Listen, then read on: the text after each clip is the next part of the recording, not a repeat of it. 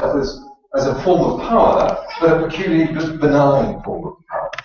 It's often, EU leaders often talk about the EU as being a normative power. In other words, a political entity, I have to say entity or something like that, because it's not a state. It's very hard to define what it is. I mean, Perry Anderson wrote a book in which he said that the European Union was harder to understand than the Byzantine Empire, which, of course, for us here might seem slightly offensive, but never mind. But the EU presents itself as a political force in the world that promotes a liberal form of globalization, and which is characterized in particular by its use of soft power. In other words, the EU, unlike the United States, doesn't rely on military power. It relies rather on trade and diplomacy, and most particularly on the strength of its values that are really powerful things about the EU. And although that self-image is, I think, completely false, we should recognise that it does have an attractive power. However, we try to understand what's happened in Ukraine. One element of what happened in Ukraine was that a substantial number of people rose up against the government of Yanukovych because he rejected the option of closer partnership with the European Union. And this was cutting the more they believed from this particularly benign entity that is the EU. So even though the ideology is false, it's necessary to recognise that it has a certain power, a certain attraction, maybe particularly outside the EU these days, less and less within the EU, as is very clear in the upcoming European parliamentary elections. So what is the EU really? The EU really is an essentially capitalist, indeed an imperialist project. But if we compare it with other capitalist and imperialist projects, most obviously that of the United States, the European imperialist project suffers from profound flaws that make it that we see very, very, very clearly. So, what's the essential nature of the European project? The essential nature of the European project, from its inception in 1950, with the formation of the European Coal and Steel Community, has been an attempt by the leading European capitalist states more effectively to prosecute their interests, not just on a European, but on a global scale, by partially pooling their sovereignty. In other words, weakened as a result of the two world wars, the European states, most importantly initially France and West Germany, later on in particular Britain, decide they can maintain their position globally most effectively if they seek to cooperate, at least in certain dimensions. This suffers from the start and still from two inherent limitations. The first is that the interests, particularly of the leading European capitalist states, aren't uniform. There are conflicts of interest between them. At the minute, we all talk about the way in which Germany is undertaking a hegemonic role within the European Union and the kind of tensions that exist between Germany and the other leading European capitalist states. But this is just a feature that has been true since the EU's inception. One very obvious line of conflict is between Britain and the other leading European capitalist states, because the British ruling class have pursued a strategy of geopolitically binding themselves to the United States, particularly in the dimensions of defence and of foreign policy. This is closely accompanied by the role of the city as a global financial centre. This pulls away from the much more, if you like, European orientation of the other leading European capitalist states. So, from its inception, the EU has been driven by internal conflict. Secondly, I said the EU is an imperialist project. project. And that's true, and it's very interesting the way in recent years the ideologues of the EU talk in much more explicit terms of the EU being an empire. There's a German academic called Mundke who wrote a book about empires a few years ago, in which he said the EU has increasingly to function as an empire particularly on its eastern frontier. Barroso, the particularly unpleasant and incompetent president of the European Commission, said something similar. The EU is an empire, quite recently. So they avow their imperial ambitions. But these ambitions are greatly limited because of the interdependence between the EU and the United States. And this is an interdependence which is asymmetric. In lots of ways, the US is the dominant partner. So if we look at the history of European integration, the EU plays a major role in promoting European integration.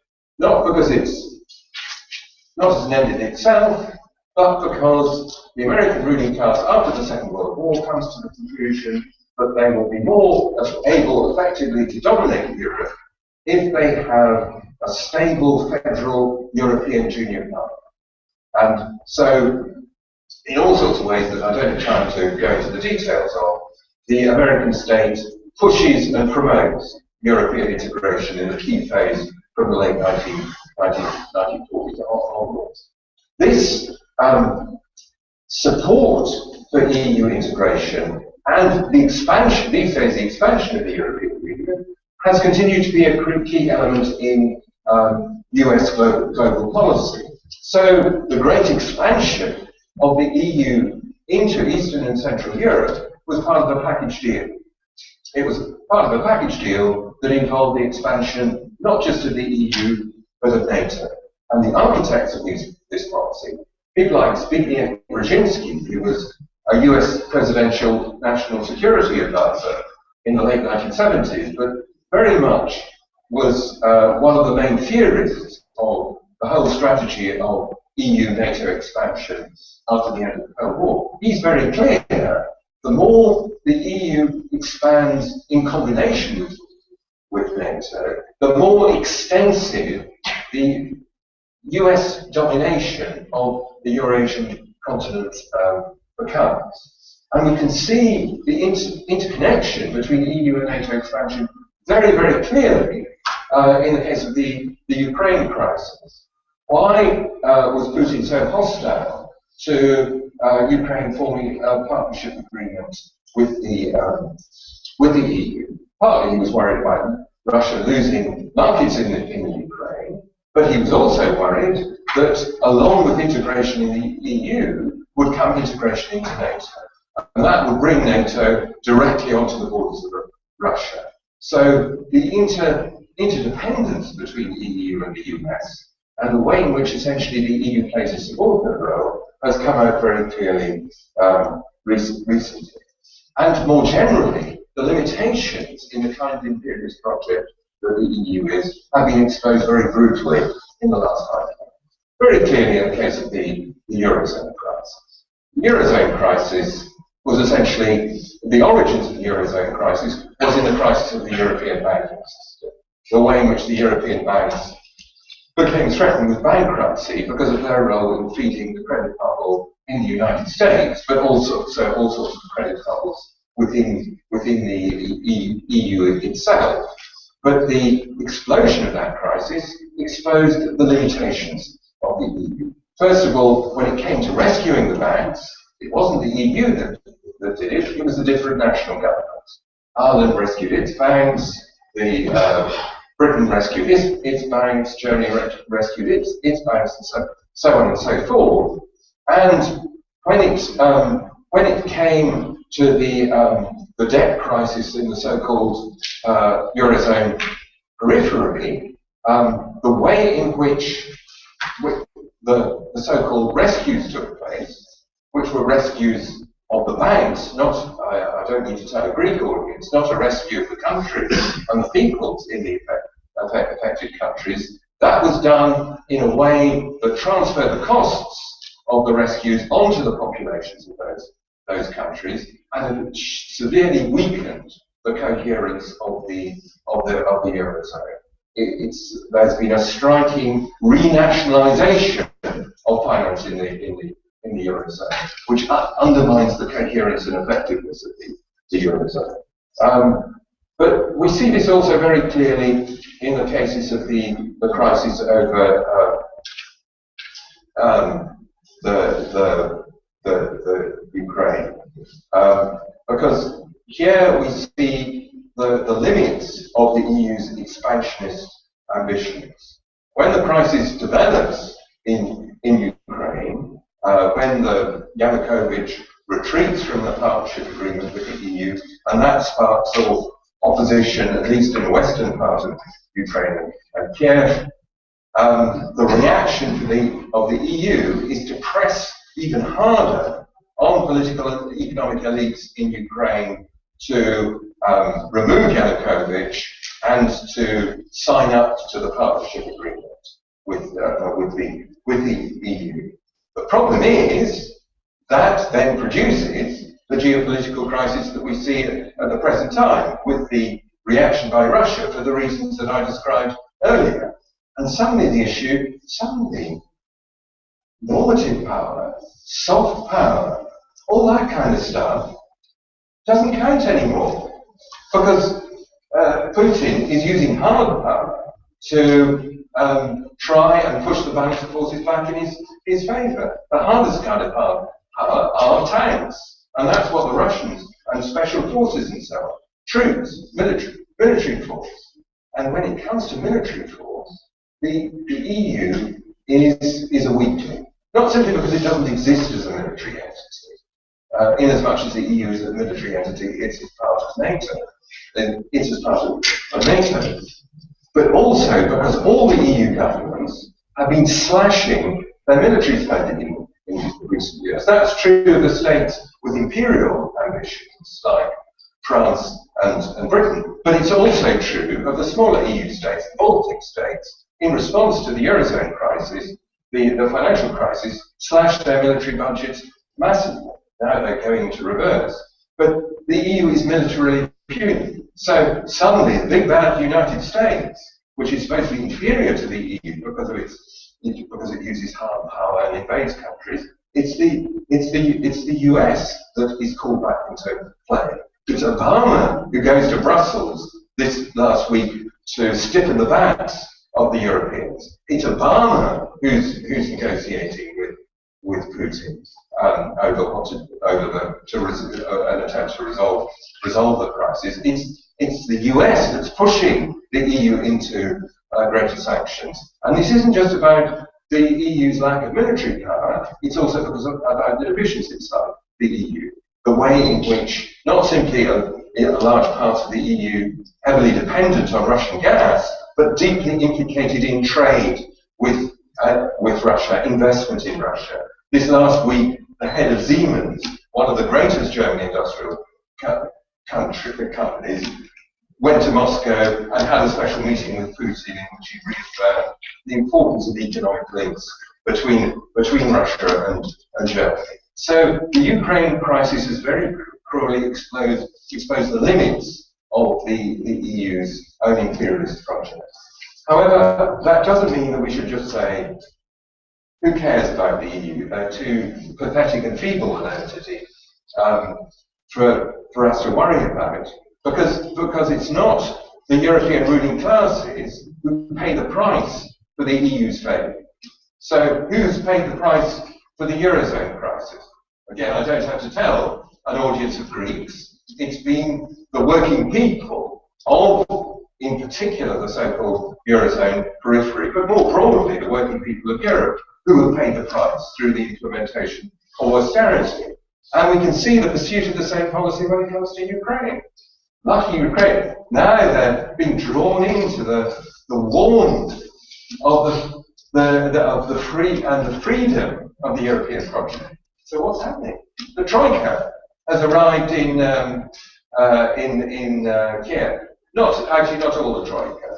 The European Central Bank isn't involved yet. But the other two, the European Commission and the IMF, are in Kiev. And they're saying, we'll lend you money, but guess what? You have to implement austerity. So on the 1st of May, the Ukrainians can celebrate their liberation from Yanukovych by having their domestic gas prices increased by 50%. And the politicians are saying, it's all right, it's the summer, people won't notice. So we see that there's, despite the fact that the EU is a flawed imperialist project, empirically flawed imperialist project, it's a project that is also a vicious one in terms of its consequences for ordinary people. Now, the final point I want to make is about how we respond politically to this. Now, I think we have to have a general, revolutionaries and Marxists have to have a general stance of principled opposition to the EU as a capitalist and imperialist project. When there was a referendum in Britain in 1975 over Britain's membership of what was then the European Economic Community, the predecessor of the SWP, like the bulk of the left in Britain, campaigned for a no vote. Unfortunately, we lost. And that kind of stance is the basic one that I think the revolutionary Marxists actually take. What this means concretely, I think, varies according to the situation. ANTARSYA has this very good program to address the Eurozone crisis involving cancelling the debt, nationalising the banks, breaking with the euro. That, I think is one of the strongest parts of ANTARSYA's appeal, and it's one that should be taken up by the radical and revolutionary left in other parts of the Eurozone. What does that mean here in Britain, though? Britain isn't part of the Eurozone. So it doesn't mean anything to campaign for leaving the Euro. There's also, but more seriously, the complication in Britain is that the debate on the EU is dominated by the right. I mean, it used to be the right wing of the Tory party, but now it's even worse. It's the xenophobic populists of UKIP, of the UK Independence Party, that dominate the debate. I don't think in those circumstances it's a good idea for people on the radical left to say, you know, we must campaign for a referendum on EU membership. In present circumstances, that will only work in favour of the right, not the left. And there's in the European elections in this country, there's a coalition of the radical left, that is standing in the parliamentary elections in this country around the slogan "No to EU."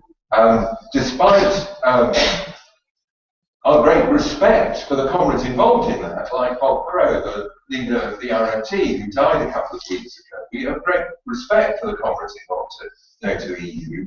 We don't think it's the best terrain, for the reason I've just given, but it's the best terrain for the left to fight on.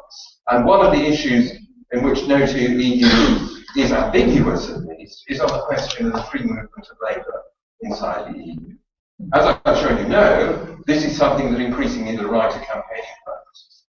They're saying that one of the worst effects of the EU is the way in which all these, you know, these people from Eastern and Central Europe, the Roma, etc., are coming and taking the low-paid jobs and undercutting British workers and so on and so forth. Unfortunately, there are people on the left who have partly accommodated with that. A few years ago, there was a campaign in the British Labour movement for British jobs for British workers. I think that's the wrong way to respond to the EU. I think that as a matter of principle, revolutions have to be against all immigration controls. We shouldn't confuse opposition to the EU with opposition to one consequence of the EU, which is free movement of workers within the EU, which is there for the interests of the capitalists, but also represents in a very limited and partial way what we would like to see on a global scale.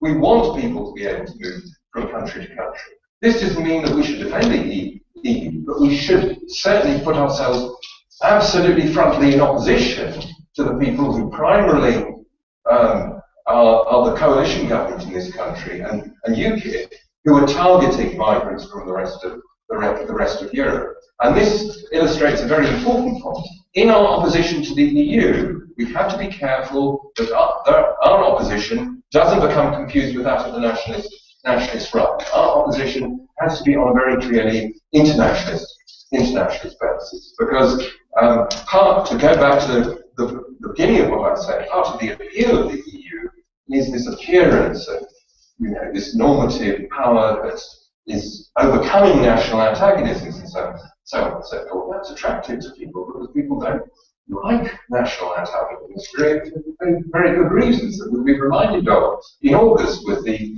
centenary of the First World War. So we have to make sure that our stance against the EU is principled, anti-capitalist and internationalist.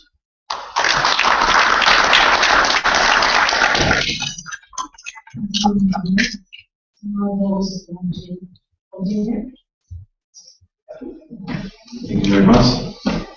It's honest to speak Mr. Alex, but I will try. So I will start by saying that the global crisis of capitalism started in 2008. From all the imperialist centers, the one that was harder hit was the European Union. And this is truly due to its very special institutional architecture, but also to the status of the euro as a young currency that quickly ascended as the second global currency since 1999. And euro was a very special currency because it was the first currency that was not backed by a specific powerful state, but a hybrid organization. Alex also tried to put a name on it. It's not really easy. It's something between a federation and an intergovernmental alliance, I would say.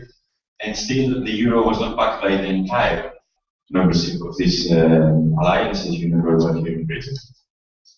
So, financialization and the extensive use of credit was globally the way that capitalism chose in order to circumvent the last big crisis in the 70s, but also the sphere from which, financial sphere, was the sphere from which the current crisis was triggered.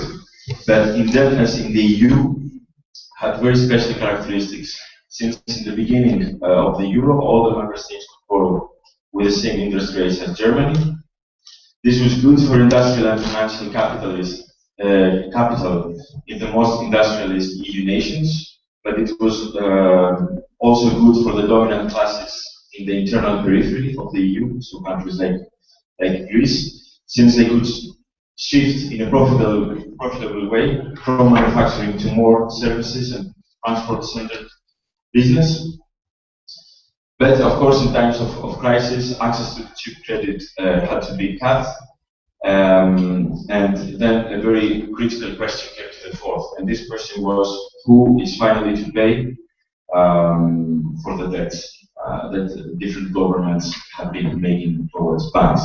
And this question, of course, radically shaken the whole institutional balance of the EU. So richer countries could bail out their banks on their own, with their own taxpayers' money. So that was the case for the UK, for France, for Germany, but that was not the case for Greece, Ireland, Cyprus, or Spain. Plus, it was not only the local banks that they were saving through these bailouts, but also the banks from the core countries that would otherwise suffer big losses. So the richer countries accepted to foot the bill for this debt problem, but with some conditions. And these conditions were, to put it in a very blunt way, was actually to completely ridicularize democracy in the peripheral countries, and also transform them in cheap labor camps for the European capital. So the reaction of the EU to the crisis was to accelerate the movement towards a bureaucratic and autocratic federalization with no democratic basis. And this is a political tool in Europe in order to advance the triple recipe of the ruling classes go out of the crisis. So the first is reducing labor cost. The second is retain capitalist control over financial institutions. And the third is relax the protection of the environment and destroy the welfare state in order to create new profitable markets for capital. So how did the EU advance on this agenda? Since 2010, it started a radical overhaul of its economic governance structure. So first, so it was a series of reforms to centralize economic governance in Brussels. First, there was legislation called the Six-Pack on Economic Governance that was building into previous text of political agreements between the European leaders, which was called the Euro Pact, the Euro. So this Six-Pack did basically two things. The first was that it made much stricter the deficit mechanisms to forbid deficits, and made much more automatic penalties for countries that would violate deficit limits. Therefore, it provided a tool that would force member states to cut the welfare state and public services in a much more radical way. The second thing brought by the Six-Pack of Economic Governance was a brand new framework of macroeconomic surveillance that gives Brussels the right to intervene in many economic policy fields. The most important is the limit on labor unit cost in relation to GDP. So they introduced a rule that said that this should not increase by more than 9% in 3 years for the Eurozone countries, and not more than 12% for the non-Euro countries. So what is effectively planned through this rule is redistribution of the GDP from capital to labor. You just can't do it anymore, even if your government wants it. It's against the legislation on governance.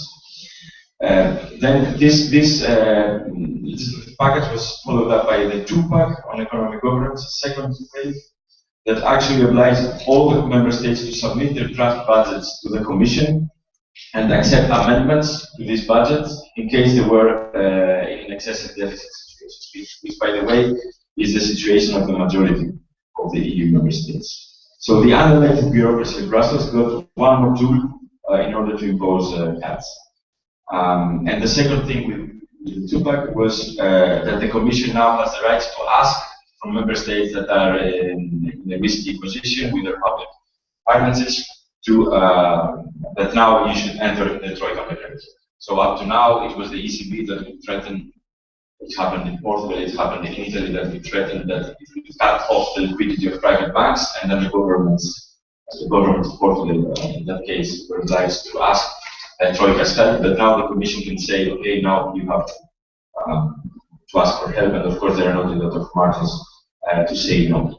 And then there was the most recent revision of the cohesion funds legislation. So the cohesion funds is the only mechanism that has some redistributive function, even if it is really questionable, because it doesn't, of course, change the structure of the economy. It rather offers one more profitability opportunity to corporations. But anyhow, even these cohesion funds, they can now be frozen if the economic recommendations of the Commission are not followed. Then we have this treaty on stability, convergence, and economic governance, which the UK likely didn't sign, which obliged member states to put this structural deficit limit of 0.5%. And the EU Court of Justice is put as a watchdog to monitor if all the member states have indeed put it in their constitutions or basic laws. And so during this time, we had these ad hoc mechanisms, first in Greece and then to the other 4 Eurozone countries, with the EFSF, the ESM, that were actually putting the European Commission together with the ECB and the Troika in the driving seat in these countries. They were really governing the economies until the least detail. But in the same time, the EU implemented a reform that actually will increase radically its capacity of interference in the economic policy in all EU member states, and not only those under the Troika. Now, it looks that the UK government doesn't need the EU to impose cuts. It's imposing cuts anyway. But let's say that you you have the possibility to, if you want it, you can change that through elections. But even for the EU, this straight jacket of the unit labor cost is there. Of course, in the Eurozone, there are much more tools in order to enforce this rule. But let's say that, for instance, in Greece, there are chances that the radical left party comes in government very soon. But it will be very difficult to follow any pro-labor, pro-welfare, pro-public investment expansionary policies without coming in an all-out conflict with the EU. And what is the very concrete result of this? Syriza saying already that it will also strive for budget surplus, because it's very clear that it doesn't want to get in this all-out conflict with the EU. So you see how all these mechanisms that are built do not exist only in a theoretical level, and it's not only about when they will be indeed enforced and about whether a fine will be imposed indeed, but they create a whole political climate that really discourages following other kinds of policies. Now, the other big project that is underway within the European Union is the banking union. So this is trying to reply in this question: who is paying for the bailouts finally? The taxpayer from which country? But what it does really, first of all, is shielding the banks from the prospect of default and the prospect of real nationalization. So the new framework really makes sure that these two things will not happen. The banks cannot just go bust like that, go default like that, and also there is no option of really nationalizing a bank and make it function as a public service under reforms and democratic policies, etc. So when a bank is considered problematic, 4 steps are put forward. The first is to look if there is any other bank that can take it over. The second is to save it through a bail-in, so that the shareholders and the depositors of the banks bear some cost. This, of course, includes SMEs, it includes professionals, and it includes public organisms. We saw that in Greece with haircut, we saw it in Cyprus. It also includes the sovereign bonds.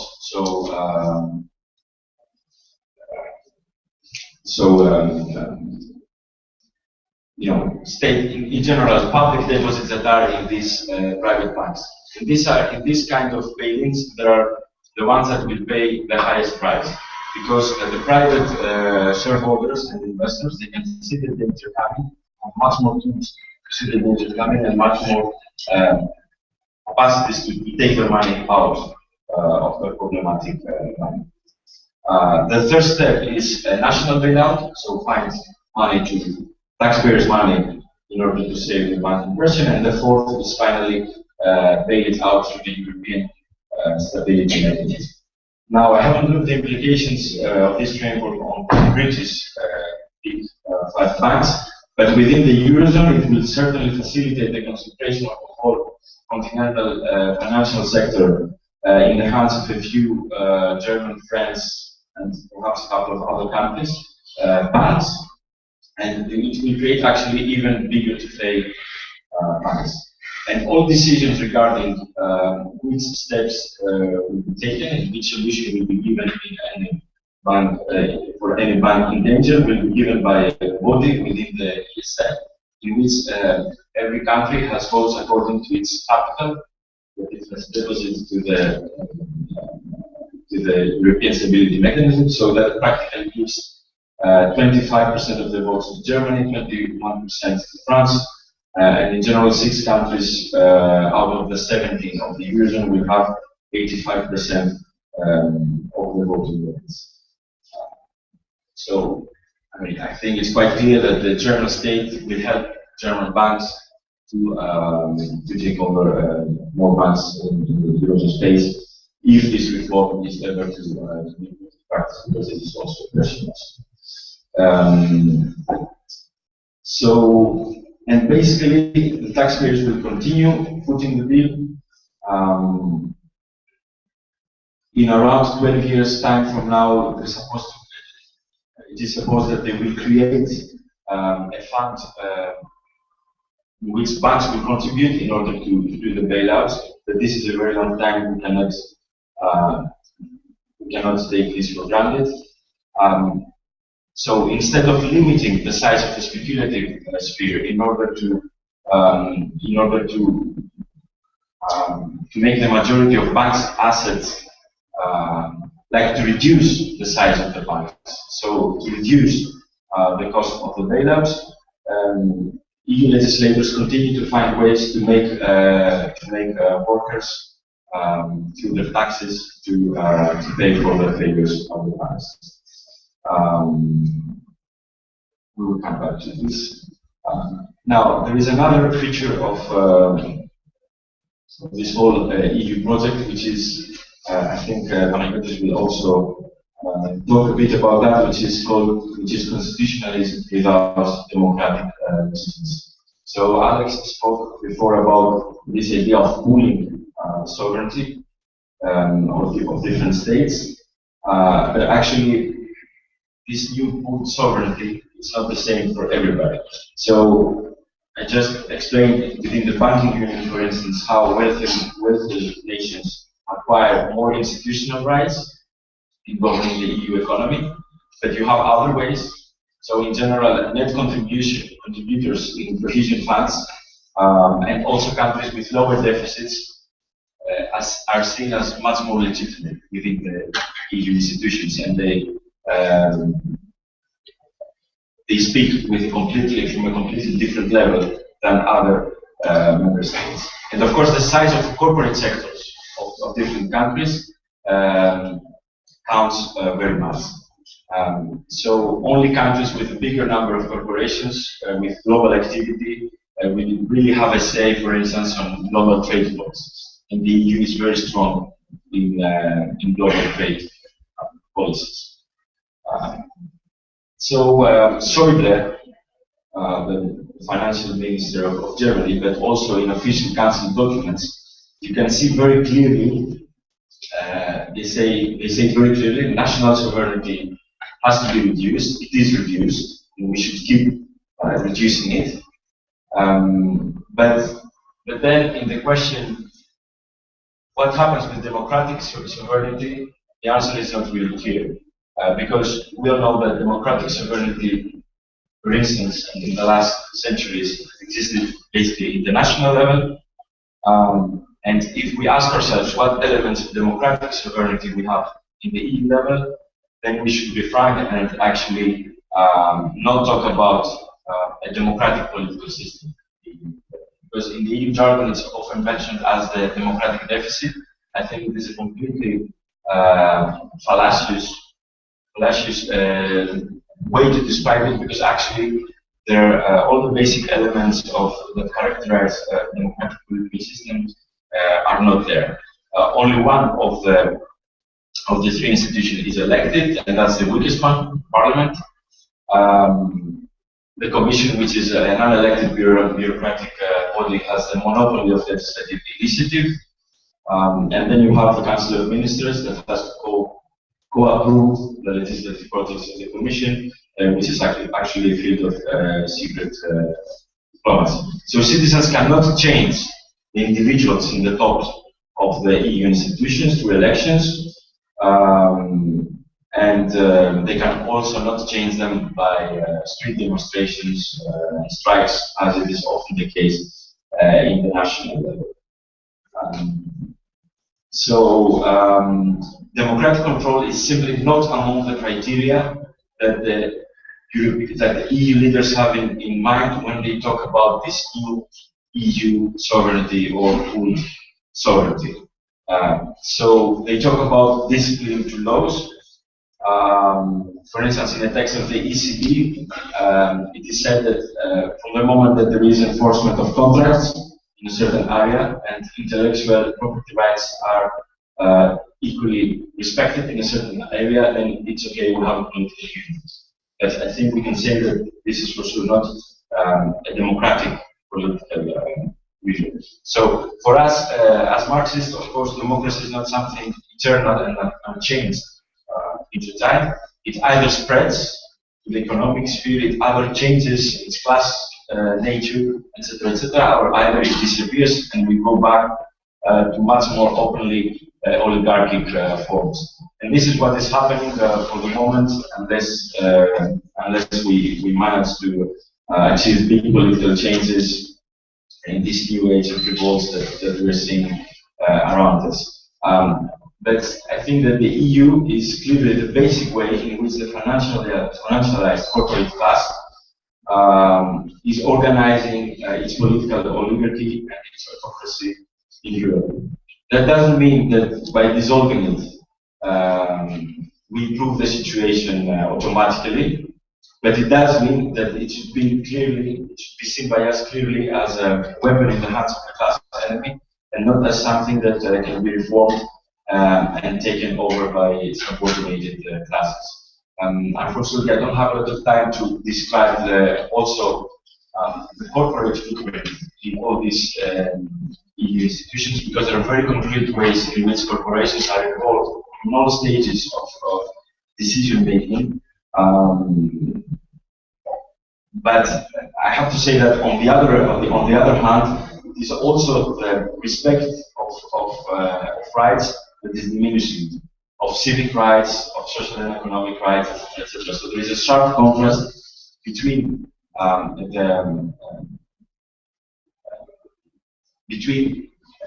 the new powers that the Commission has on the economic policy and the consequences of these policies in the rights situation, in the human rights situation in the different countries, and then the lack of complete absence of any responsibility or of any way to hold the EU institutions accountable for human rights violations. And of course, in Greece there has been massive violation of economic and social rights that's unquestionable, but also of very basic civic rights. So the response, so the European Union will soon become a member of the European Convention of Human Rights, but actually it will not be. A citizen will not be able to go against the EU. The EU will just choose if there is an EU state that is brought to court. It will choose if it will stand by this member state. So if you go to the Human Rights Court, you will not have to face only a state, but also the European Union, and also they're establishing new procedures regarding violations of fundamental rights that they actually try to interpret by only if the justice is independent. So the only criterion is the justice independent from the executive? If the justice is independent from the executive, then okay, we have rule of law. But they don't anymore relate rule of law with respect of human rights. So,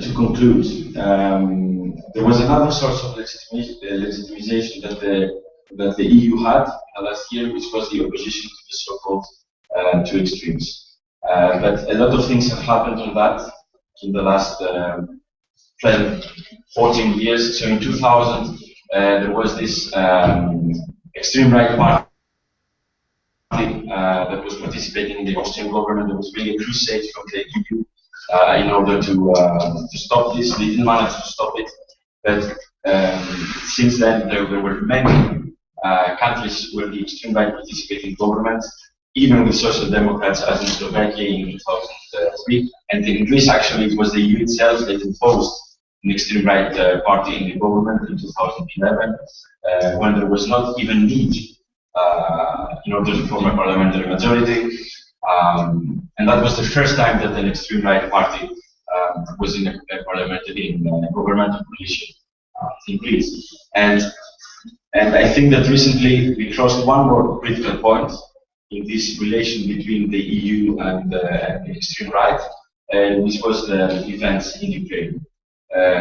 where we actually had a movement that in the final stages of the movement, it was clearly, first of all, an armed movement. They had rifles, they had revolvers, etc. And secondly, clearly controlled by two fascist groups. They were the ones that were calling the shots. Indifferently, if most people agreed with that or not, they were the ones that had the organization lead on this movement. And this movement actually led to a government with around 7 openly Nazi ministers. So we have the EU giving full political support in the first government in Europe since the end of World War II that has people that are openly or almost openly adepts of fascist ideology. So I think that this source of legitimization also doesn't exist anymore. It is only one extreme that remains as enemy of the EU, and this is why we think that in order to implement the program that Alex also referred to, a program of ANTARSYA, debt cancellation, nationalization of the financial system of energy and basic transport under workers' control, this cannot be done without issuing a national currency and without having this currency under democratic control, so radically changing the model of the central bank. And of course, that means that automatically we will not be applying the basic EU treaties and legislation, so that inevitably will put us in an all-out conflict with the EU that can only have as final result the exit from the EU. So I will leave it here. I think that the left clearly needs to respond to the accusation that whoever dares to propose exit from the EU or a radical break with the logic of the EU is nationalist and reactionary, that in the contrary, putting borders to capital without putting borders to workers is the only way to really build an internationalist alternative in Europe. Thank you.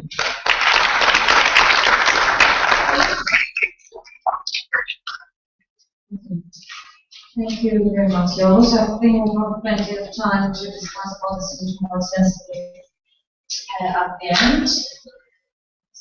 Wait.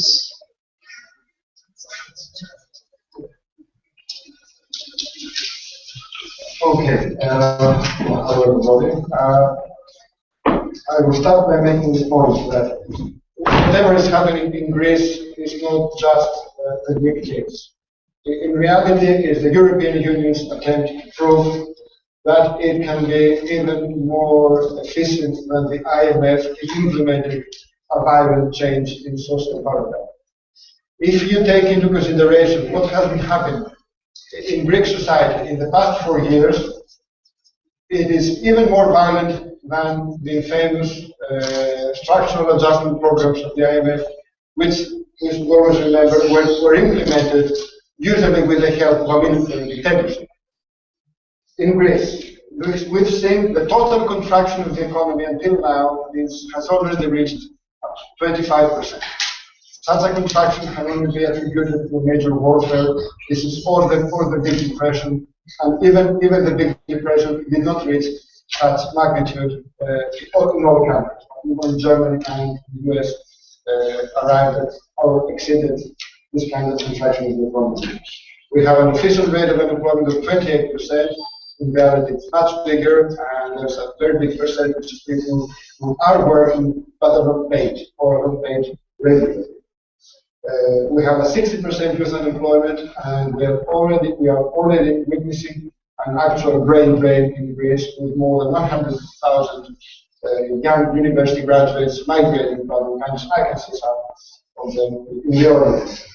There's even the Bank of Greece, which is conservative in its estimates, is saying that there has been a 25% reduction in real wages all over the economy. In reality, in certain sectors, it's much good. There is a health crisis in Greece. To give just one example, although it's been one of the mildest years, flu years in the Northern Hemisphere, in Greece we are suffering from a flu epidemic, and we've already seen more than 110 people dying from it, mainly as a result of socioeconomic stress and lack of access to health services. For example, for the past, I think, 1 or 2 months, primary health services in Greece are shut down on hospitals work because of a plan of the Greek government to redesign the whole health system. And tomorrow, in a complete travesty of parliamentary procedure, there's going to be a vote in Parliament on a giant piece of legislation. It's 191 pages long. No one from the majority, parliamentary majority is going to read it, but they're going to vote it. It's covering all aspects of social life, including, for example, practically slashing the minimum wage or dismantling or making sure that there's going to be in the next months, not just years, a major crisis in the social security system, because the pension system is going to need a great part of its funding, because they're going to slash employers' contributions, which is, as you know, a very illegal policy. I think this is going to be politically more. So this thing what's happening in Greece, practically all of labor law has been abandoned. So this is not just a Greek case. This is not just austerity. It cannot be described. It is an attempt to see if it is possible in a Western kind of liberal democracy to implement such a radical change in Parliament. At the same time, as Yiorgos has also stressed, it's an experiment in the erosion of popular sovereignty. In all aspects, Greece is a country of reduced sovereignty. In the upper floors of Greek ministries, the representatives of the Troika are practically dictating law. Practically dictating. Every piece of legislation goes through Troika surveillance, and it has to be approved by it. And at the same time, the execution of the Greek budget and the tax collection process are closely monitored by Troika officials.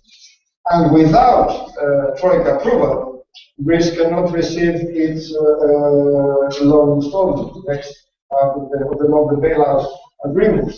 There's always a process of open blackmail each time, and that this is what's happening. If they don't pass this kind of legislation tomorrow, they won't get the main installment, and practically the Greek state is going to go bankrupt, because they have to repay in May a great part of the Greek debt, practically also to Europeans. So they're going to give money which are going to get back.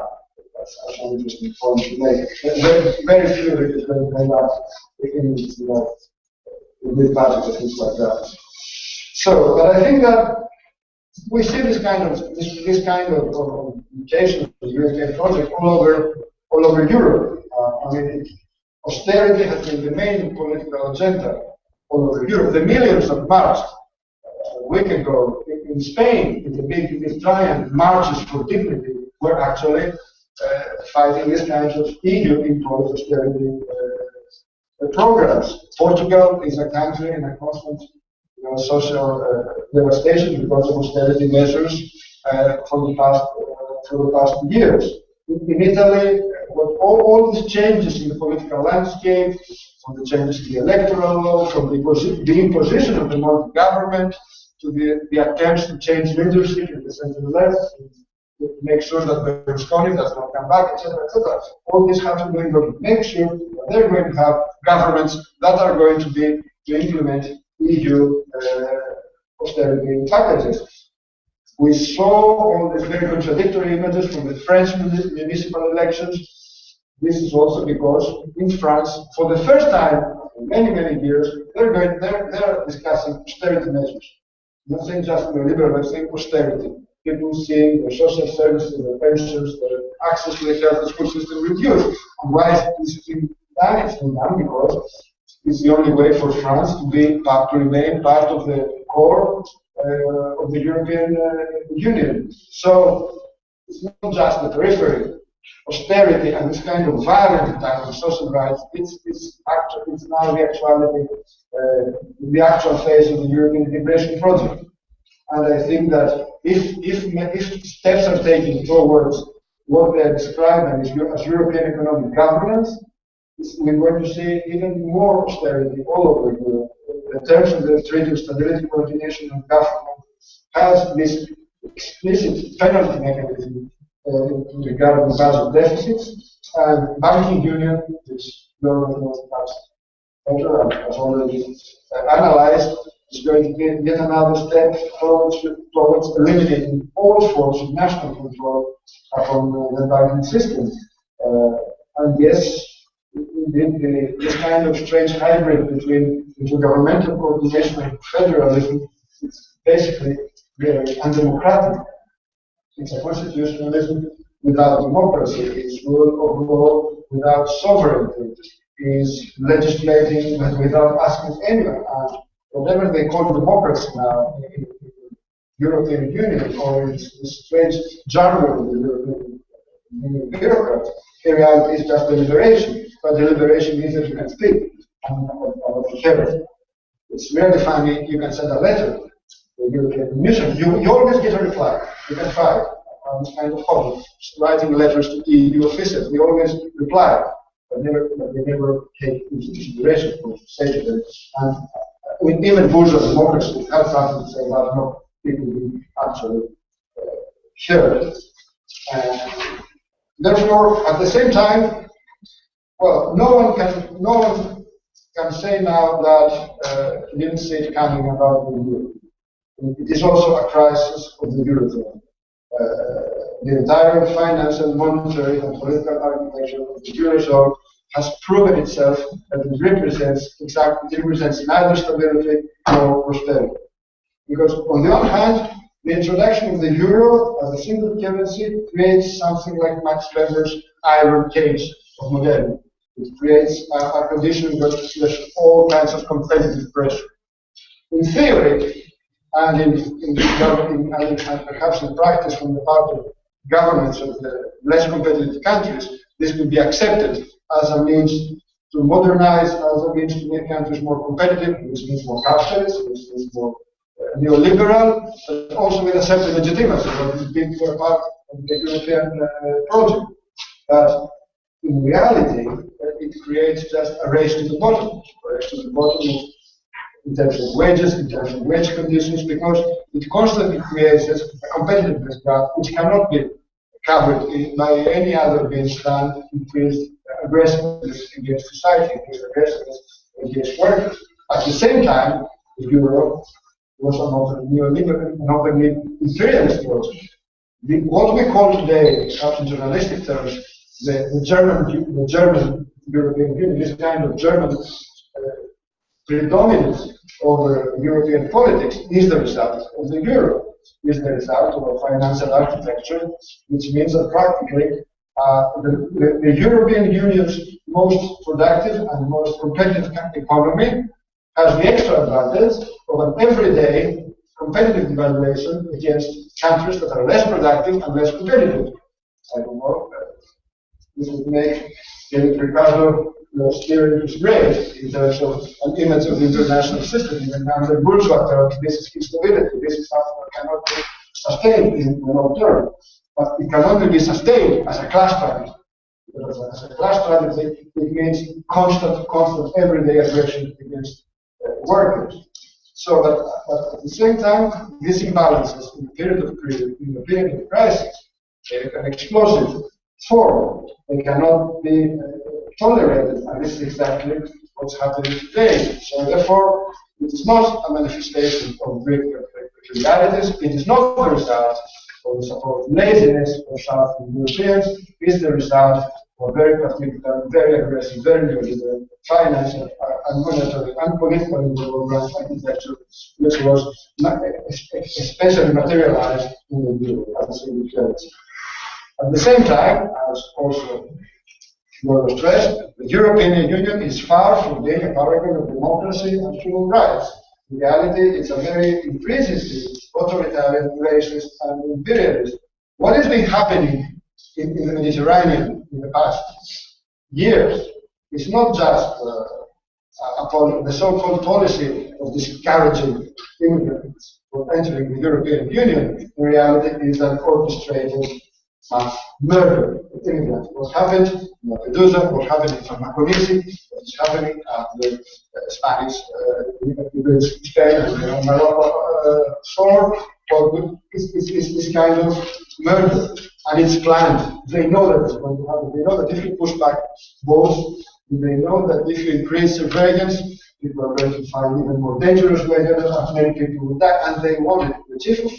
The Greek chief of police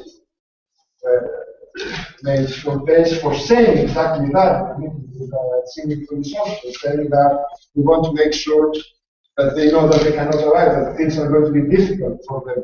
This is a very an openly racist, openly authoritarian policy, and this is a policy orchestrated by the European Union. Samaras went to a summit meeting a couple of months ago, some months ago, and he said these things, we discourage, and everyone else was applauding, we got the job. So it's not just a Greek thing. And regarding the foreign policy of the European Union, I think that if we take into consideration its role in the aggression against Yugoslavia in the 1990s, its plans for military interventions in Central Africa, just to get there, and also its position in favor of openly reactionary and fascist elements in Ukraine today. So we see what kind of policy they adopt. So, why is this important? Because not only in the Greek case, but I think all over Europe, it's impossible to get out of the vicious circle of austerity, recession, and unemployment without a radical break with the European Union and the euro. If we try to say what are the necessary, the immediately necessary, the urgent measures that we need to take in order to avoid social devastation, disaster in countries like Greece, and we realize that this includes the European Union. For example, the necessary immediate stoppage of debt payments and the annulment of debt, because otherwise there cannot be any kind of increased public spending to counter mass unemployment. This cannot be without a break with the European Union. The European Union is today the main creditor of Greece. At the same time, there cannot be any increase in public spending and also any protection against the systemic violence of international capital flows without an immediate exit from the Eurozone and some form of regaining monetary sovereignty. Moreover, necessary immediate measures like nationalizing the bank system cannot be done without disobeying European treaties and regulations. So that is why we insist that a rupture of both the monetary architecture of the Eurozone and the institutional framework of the European Union is also today a necessary step in order to implement any program that could actually counter the consequences of whatever has been happening in the past years. Of course, we put this in a socialist perspective, because it's the only way forward now. We wait for a new socialist strategy, an alternative social paradigm based on workers' control, self-management, non-commercial distribution networks, and democratic planning, which we also think that can be based not just on what has been written in books, but also to be corrected ingenuity of people in struggle. However, the problem is, although this might seem like a very logical argument, the majority of the forces of the left in Europe seem to insist that European integration is an objective and irreversible historical process, and they only say about potential changes from within. This has been the political line of the part of the European left. This has been the political line of recent years theorists like Negri or Santo Mezzadra, who say that the European integration process is beyond the threshold of irreversibility. I might say that one is tempted to compare these positions with positions of social democrats, some social democrats in the beginning of the 20th century, or Fabian socialists in Britain, who insisted on the irreversible, objective, and in the long run positive character of imperialism, and we know what followed. At the same time, there's always that when we say, apart from Britain, when in other countries we have this discussion and we say that we need a break with the European Union, we always hear the same accusation. This is a nationalist position. This is a sovereignist position. It's not. It's neither a nationalist nor a sovereignist position. For example, it is not a strategy for increased competitiveness of the European economy. Necessary measures, such as, indeed, correcting the exchange rate. It's not about, having greater exports. It's about protecting the Greek society, the social gains from the pressure coming from international flows, commodity flows, and commodity flows. This has nothing to do with a cycle of competitive devaluations. And we know, not only from the experience of the Eurozone, but also from all systems of fixed exchange rates, such as dollar payment in the South American case, and it always induces extreme amounts of social violence. At the same time, we think that it would be wrong to accept, take as given, in the name of internationalism, the current configuration of capitalist internationalization of production. I mean, in whatever definition we give of socialism, I don't think that there's anything socialist in having a product go twice around the world, go through special economic zones, go through social dumping sites, have a really negative environmental impact in order to arrive. I don't have this. I believe in internationalism, but I don't think that this kind of internationalization of production is our socialist idea. There's also the argument that at the European level we can have coordinated struggles and we can have more force. I cannot understand why the balance of forces can be better at the level of 28 countries, with a political spectrum ranging from pro-Nazi governments in the Baltic states and pro-Nazi traditions to the Greek situation, with very different levels of organization in the labor movement, with very different political traditions. Why is it not better to actually wage a struggle at where the situation is better, national level, especially in what we can be defined as weak links of the chain, like Greece, when you can have a break, you can have a change, you can give an example, and why not see internationally in this sense of having an example of people seeing that in some countries something is happening, follow this example, and this of course can create a sense of a movement, this can also create forms of coordination. On the other, and at the same time, people say, yes, but there can be a good European Union. Why not think of the European Union with a good central bank that will redistribute income? Why not think of a democratic European Union? Why not think of a solidary European Union? Well, yes, I can think about it, but I tend to answer, forgive the philosophical reference, about the ontological argument of God and its refutation. As it is well known, the fact that we can think about something, or we can imagine about something, is not and will never be a proof that it can exist.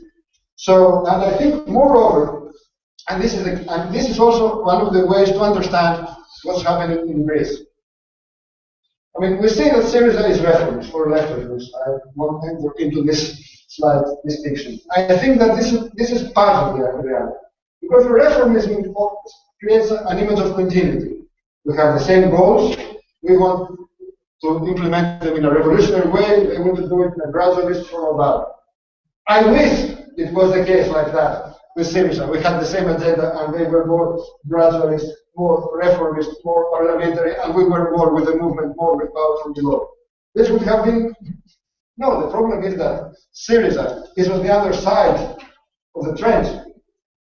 In one of the major questions regarding Greek society, the European road, because the European road for Greek bourgeoisie has been its main strategic goal for more than 50 years, and you can see there condensed all the aggressiveness and all its expectations. If you accept that and you insist that you are left or you're anti-capitalist, then you put yourself in a position when you accept a very, very strict reference point. So you cannot have progressive policies today within the European, and this is problem with Syriza. In their minds, many people in Syriza might be really left with one the capital. I don't deny this position for them, this existential position. But in reality, if you take the euro as granted, if you take the loan agreement as granted, if you take the European Union treaties as granted, then you're only left with just renegotiating austerity, and you end up with austerity with human trades, or perhaps even not austerity with human trades. On the second point, we tend to forget about what happened in Cyprus last year. Cyprus, the Cypriot government, tried to renegotiate when they sent the first austerity package. The Cypriot parliament said no. The government, the people went out in the street. The government went to Brussels with a really strong mandate, but since it could not say, okay, we'll go out and get out of the euro tomorrow if this is a problem, they went back to Nicosia with a worse austerity package. And I don't know, I'm not sure that a Syriza government would fare better in such a situation. I hope, but I'm not so sure. And what's worse, this leaves a political space all over the far right. In many countries, the only Euroscepticist voices are the voices of the right, and of course, they also have the very reactionary, racist, pro-business, in most cases, agenda, as in the UK, as in Germany, or as in France with a national front. Because when you have, for example, in countries like France, 40% of the population against the euro, perhaps in a very confused, whatever way, but people always realize things in confused ways. And there's not a single force on the left that says, okay, let's get out of the euro, let's break with the European Union. And you only have Le Pen and Front National to say, even dare to say these things. This is a problem for the left. It leaves open a political space. So that is why this debate has to be opened, has to be opened all over the European left. And that is why what we do, and I will finish with a few words about ANTARSYA. That's what we try to do in ANTARSYA.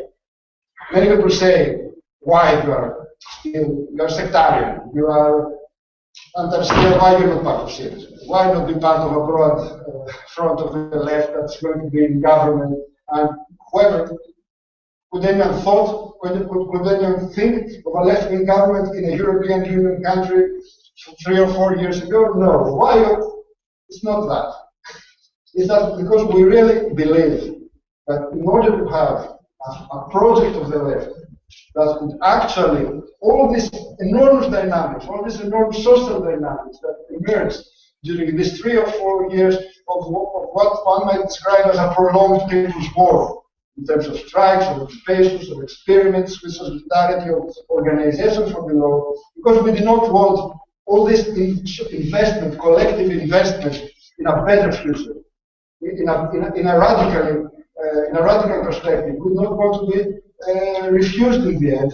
We do not want to be spent in a reformist project, not reformist in this sense of a project that's going to collide with the European Union, benefited and open up the way for much more reactionary solutions to Greek society. But if a Syriza government gets defeated, and with these policies it is going to be defeated, we're going to see a comeback of the right in its most ugly, most racist, most openly even face. This is our choice. So we think, no, we cannot let this happen.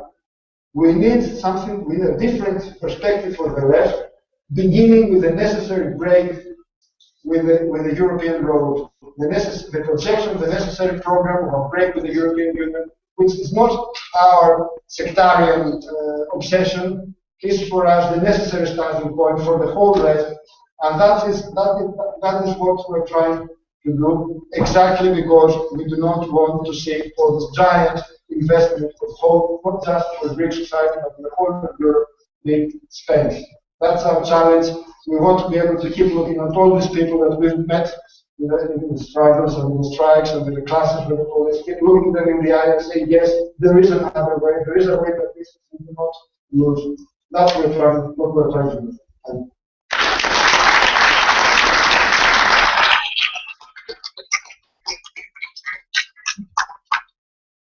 Well, we'd like to thank all the speakers. So now we have plenty of time for you to raise questions, make comments, interventions. So you can just raise your hand and I'll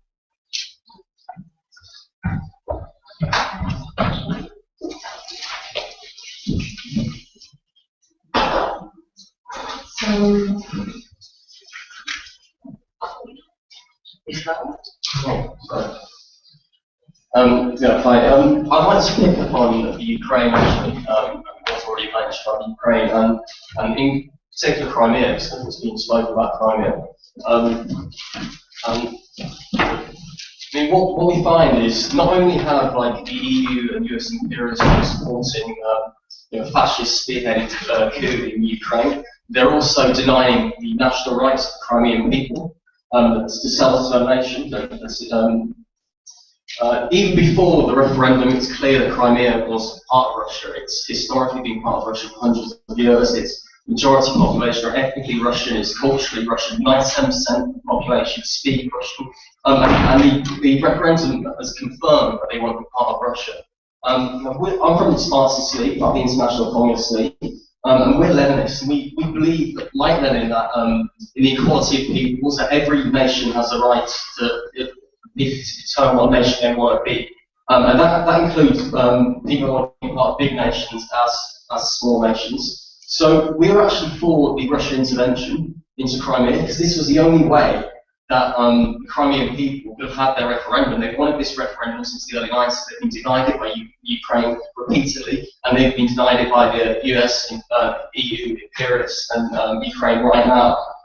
This in no way implies any political support for Russia. For example, capitalist Russia. For example, we are against Russia and Chechnya, against Russia's war in Georgia. But in this actual concrete situation, the Russian presence there allowed the democratic rights of the Crimean people to choose what country they want to be part of. And there's been a lot of heat about this. Obviously, the US and the EU imperialists have they've gone crazy about this. But it's not only the US and the EU imperialists that have been denying this right for Crimean people. There's even a reformist left that have even denied this right and have been against the Russian intervention. For example, the Socialist Workers' Party. They do this under the so-called slogan of neither Washington nor Moscow. It's clear that what they are for, they're against the Crimean people. Exercising their right to self-determination. They're in exactly the same camp as Washington and London and Brussels. That's it. Yeah, that's all it is.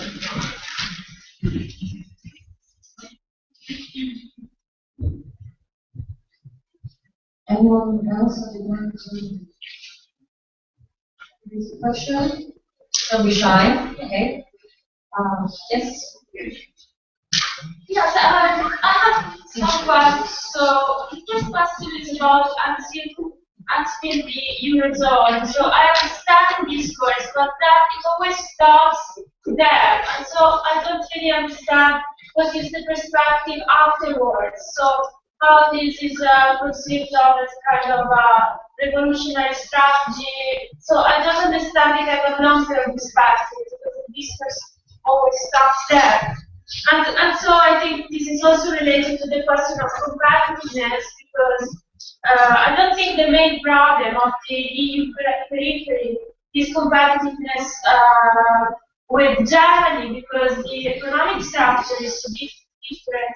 I think that the main problem is competitiveness with emerging economies, especially for countries like Italy, Greece, Spain, Portugal. And so how does this kind of broader perspective fit in with your perspective? Then I have a more concrete question about the European elections. So where does ANTARSYA, what is the position of ANTARSYA regarding the elections? And then I have a third question about the situation of the social movements in Greece. So how the perspective of the government is affecting the development of social movements. If you can talk a bit more about that. Thank you.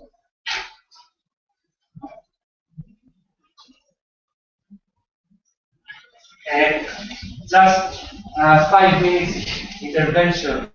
I mean, it's very interesting that we are participating today in the debate about Europe, European Union, European capital integration, and this is happening in the context of the crisis. However, it's very important to mention that there were political groups, political forces that are discussing this kind of things many years now, and especially in the left of Europe. So there are two major questions I think today. What is the European Union actually, or what is the European project? And secondary is that what should we do about this? What would be our position against, before, reforming, etc.? And I think that a lot of this has been covered by the speakers beforehand. So, however, someone would say that the European Union is a very bad thing for the European Union peripheral countries. So Spain, Greece, Portugal, all of these have been extremely hurt by the European integration. However, I think that this is a wrong position because we don't specify about which part of these economies, or the European economies, European Union integration has been beneficial, etc. And I mean, I can specify two opposing parts of the society: the workers, the youth, and the unemployed, and the ruling class. So the real question is about what has the European Union integration impact been about the different parts of each European national economy. And because I always like to go very back in the, let's say, in the time, I think that the European Union impact could be split in two levels. The first is the real production level, and the second is the institutional level. So in the first level, someone could see that, and we live in capitalism, and we know that technology is a very important and major issue, and probably would be for another society, but technology is a very important thing about the national economies. Someone could see that the quite surprising increase of technological level of all the southern economies due to historical context, etc.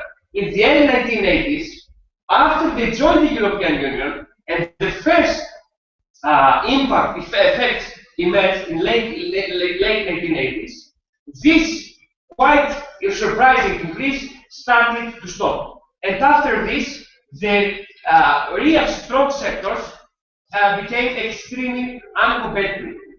A very major example is that manufacturing sector from 30% in early 1980s in Greece dropped in only 12% in 2010, and agriculture, which is probably the strongest point of the national economy, from 20% in 1980s dropped to 3%. At the same time, German manufacturing sector is still in 30%. So what has been happening is a violent tertiarization of the economies. I don't say that it's not a global phenomenon. But it was, I mean, now tertiary sector increased something like 75%. And the final impact was that these economies could not exploit their strong points.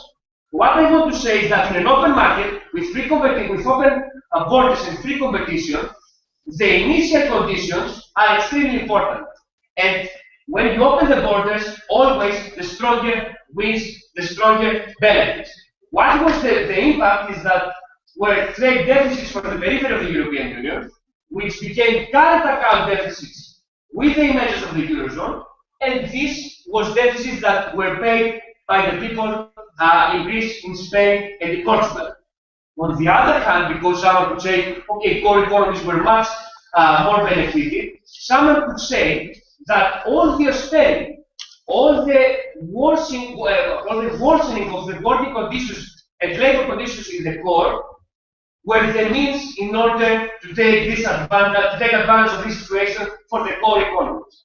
On the second level, the institutional level, all the directives for the reforms in both core and periphery European Union economies have been, their origin is in Brussels, is in the European Union structure. This has ended up to the increase of social and spatial inequalities within each national economy since 1990s.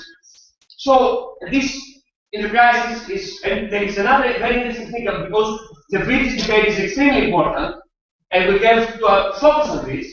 There is a debate about where do all these funds go from the British people. We are funding a lot of weak economies, etc. We can see that all these regional development funds have been ending up to certain few people, and they have not pushed down the uneven development. Because we live in capitalism, uneven development is certain, and a vital process for this, and you can only move it from one place to another, etc. So, for me, the European Union is an extremely complex mechanism that transfers the surplus and the profit from the hands of the lot to the hands of the few people. It mainly benefits the ruling class of the core and secondarily the ruling classes of the peripheral economies, while on the other hand, it has extremely damaged the social and the educational and working conditions of the working class, of the youth and the unemployed, mainly periphery and secondarily in the core. What to do about all this? To conclude, and I think the speakers have already covered a lot of this. I mean, we have to focus in the nationalist perspective, because there is another debate about the isolation of the people, the isolation of the economies, etc. Okay, we need in the nationalist perspective between the workers, between the youth and the unemployed, and the demand of exit. And for me, and this is another debate, even within ANTARSYA, about how can we have the demand about the total dissolution of the European Union and the Eurozone. I can understand the comment of Alex about the no to EU project, the front. However, I think it's an extremely important challenge for the left in the UK to have a clear position about the European Union, about the Eurozone, mainly the European Union because they don't join, they have not joined the Eurozone. And I think that is extremely important because we have seen Turkey to take advantage of this, like Le Pen has done in France, and having something like 20–21%. I think that if the left in the UK manage to have a clear position about the European Union, will be only beneficial for them and the people. To conclude, to finish, this probably should be an extremely negative demand. If someone could see that I won't get it from the European Union, I want a dissolution in its own, isolated. So, this is something that the CF has already gone through. We have a spectrum, we have something like a 5–6 level sections of demands, which are included in the integrated, in the general perspective of the anti-capitalist structure. Thank you.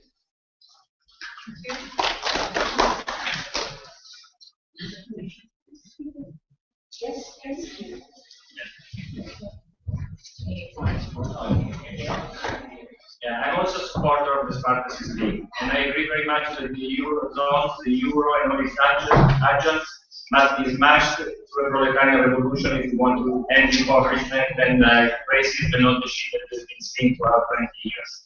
It's not difficult to answer to the UKIP. We want a socialist United States of Europe, a proletarian, revolutionary, internationalist workplace. We fight racist oppression.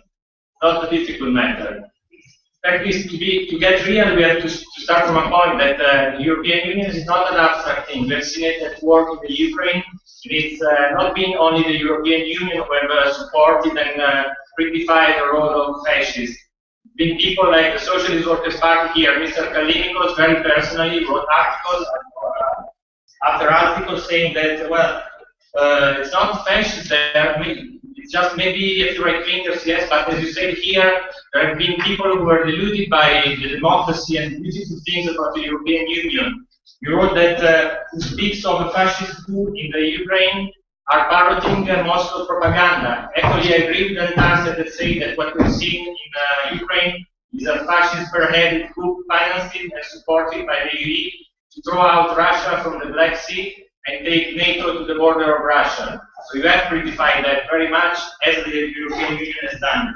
Then we have seen the 7 Nazi ministers in the government, but the LWP and Mr. Callinicos wrote, don't worry. There are little evidence of any danger for Russian speakers. Actually, we have seen them attacking communists, Jews, Russian speakers very much. First thing, they banned the Russian-speaking rights for the Russians in the Ukraine. Second thing, even the moderates, if maybe you prefer than the fascists like Ms. Timoshenko, the Vassalos, said that the Russian must be nuked out of the Ukraine. So there is no legal evidence of what they want to do. And it's very important for the working class there to unite and smash the fascists. That should have been done from the get-go. There was not such a thing as a pro-democracy movement in Maidan. So to start to fight against the European Union, we have to start fighting against what they are doing now in the Ukraine. And of course, everybody says they agree in theory with the self-determination of Crimea, but not now, not here, not under Russia. And why is that? Just because just because Merkel and Obama and Cameron say it's verboten. Crimea must not be Russian, although it's been Russian forever. So we have seen the Socialist Workers' Party marching in cahoots with imperialists this time like many others. Next point, this is not a new thing. What we have seen with the growth of the European Union and with the growth of misery and nationalism and fascism in the Ukraine has started again with the collapse and counter-revolution that swept the Soviet Union and the Eastern former Soviet state. We in the International Communist League defended them against the counter-revolution. The Socialist Workers' Party was very happy to say we were over the moon for the collapse of communism. And that's what we are facing now. The European Union, national intervention in the Ukraine is yet another consequence of your history of betrayal. Thank you very much.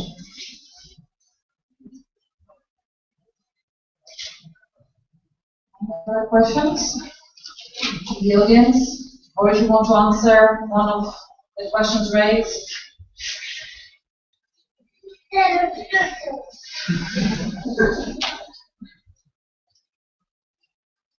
Okay, I think we can go back to our speakers and then we have a second round of questions. Yeah?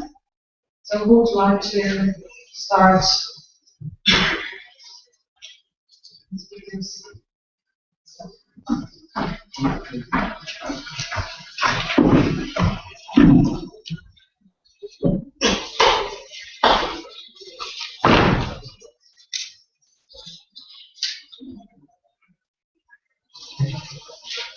Okay, there were a series of questions regarding ANTARSYA's positions, so I'll try and do it even more clear. One, we are not just, our program is not limited to the exit of the euro or the exit of the euro. So we have, we try to articulate a transition program in a socialist perspective. What we are trying to say is that it is impossible to have this kind of any kind of progressive or radical policies within the framework of the European Union and within the constraints imposed from the part of the euro. If we, our conception is that we need first of all a series of urgent measures, such as nationalizations of banks with social and workers control across all strategic enterprises. We need larger redistribution of income from capital towards working people. And we also need a collective effort to revitalize our collective productive capabilities of build a free society. And of course, necessarily needs to a socialist perspective in the sense of a collective experimentation with new forms of democratic planning, self-management. And what is more important for us is that what has been happening in Greece is not just movement. This is a very simple experience, but also a whole series of collective experiences. Experiences with alternative networks of distribution, experiences with forms of social solidarity, from free tuition courses to socially run medical centers. There's also been lots of collective thinking about how to manage a hospital, how to manage a school, how to run things. So what we are trying to say is that we have a collective experience and we have trust in the ability of people to actually make things run better, because who can run better? For example, we have the crisis of the health system.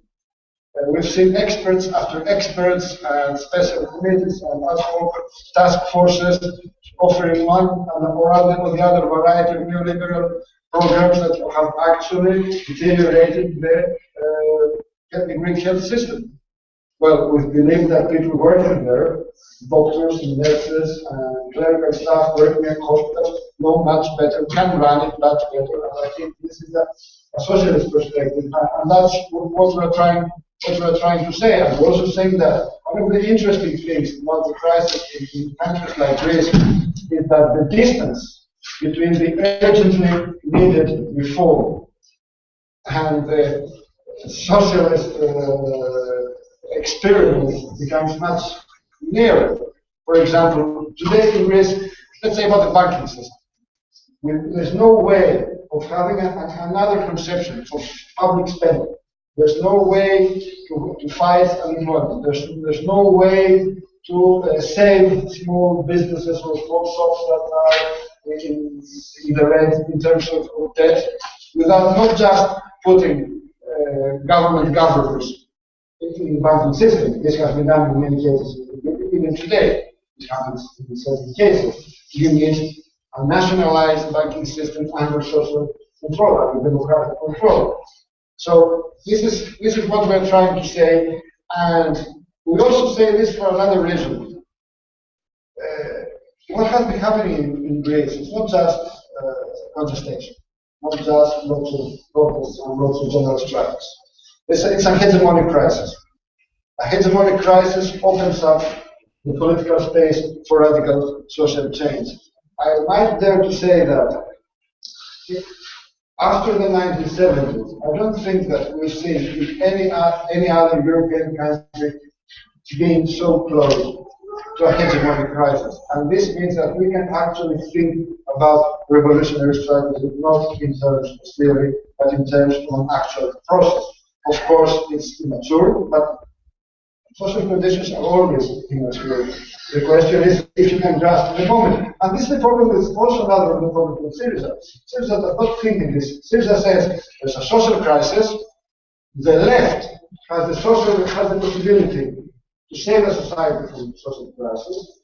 This will increase the appeal of the left, and then we can start talking about socialism, things like that. We don't say that. We say that we see it as a much more continuous, but also more complex, but continuous process from resistance to socialist transformation. And the crucial point is the program, exactly because it is there that you can put together social forces in demand that represent an actual break with existing social configuration. At the same time, on the question of isolationism, which is also the main accusation regarding our program, well, we believe, of course, it's not possible to imagine a socialist perspective without forms of international cooperation, international solidarity, forms, but we think that instead of just waiting for the moment, which is almost a millenarian conception of politics, all over Europe, all the movements, all the working classes, to simultaneously try to achieve United Socialist States of Europe, which per se is a very good goal. It's much better to start with the weakest link. This could create an example. This can have also repercussions in other countries, and this can be the basis of a new international. We see our our conception of a breakthrough as per se as an international struggle. So that's why we say it's not about competitiveness, it's not about making Greek economy stronger, it's about making Greek society stronger against the systemic values of internationalized capital, and being able to exactly have this kind of experimentation with alternative social forms and actually create another social paradigm. So now, in terms of the situation of the social movements, well, this is one of the contradictions now facing us, one of the crucial points. Greece, we can say that Greek society went from 2010 until 2012, until perhaps the autumn of 2012, through an insurrectionary political cycle. In the sense that you had not just movements, you had this kind of social explosions that went well beyond traditional social movement demands. It is also important to note that without this kind of insurrectionary political cycle, we would not have had the political turn towards the left. People do not move to the left because things were worse for them. In Spain, people are worse off. Spain is a country in social devastation. Portugal is a country in social devastation. Things are getting worse in most European countries. No, the determining factor in Greece, the differentia specifica, use the philosophical term, was that you had this kind of movement, and a movement that had collective forms that created another sense of political unity of the people. It was expressed in the squares, it was expressed in the very big mass demonstrations in May 10 or in February 12, and this facilitated this political movement towards the left. And this is also important because the current, well, there are struggles, there are many struggles, some of them are heroic, but don't have the same sense. This is one of the problems for the left. And this is also one of the problems with Syriza. Syriza has the so-called ripe fruit strategy for power. The power is going to be a ripe fruit coming from social devastation. Social devastation can also lead to social devastation, can lead to individualized, fragmented strategies for survival, which will lead to cynicism, which will lead to far right, to the appeal of new fascist ideologies. Only through the movement, through the power of collective struggle, can the left maintain its momentum. And that is why ANTARSYA, for its part, with its forces not so big, but has been instrumental in all the struggles of the past years. And we insist on this dimension. We insist that, although, of course, Greece needs a political break, it needs a political reversal, it needs a political change. Without a strong movement from below, this change is not so, it becomes jeopardized. It's not sure that it's going to come. But at the same time, whatever conception we have of the relation of the left to power, of a potential left government or not, without a strong movement from below, without without forms of self-organization, solidarity, and struggle, it is obvious that the actual power of a left-wing government will be much less.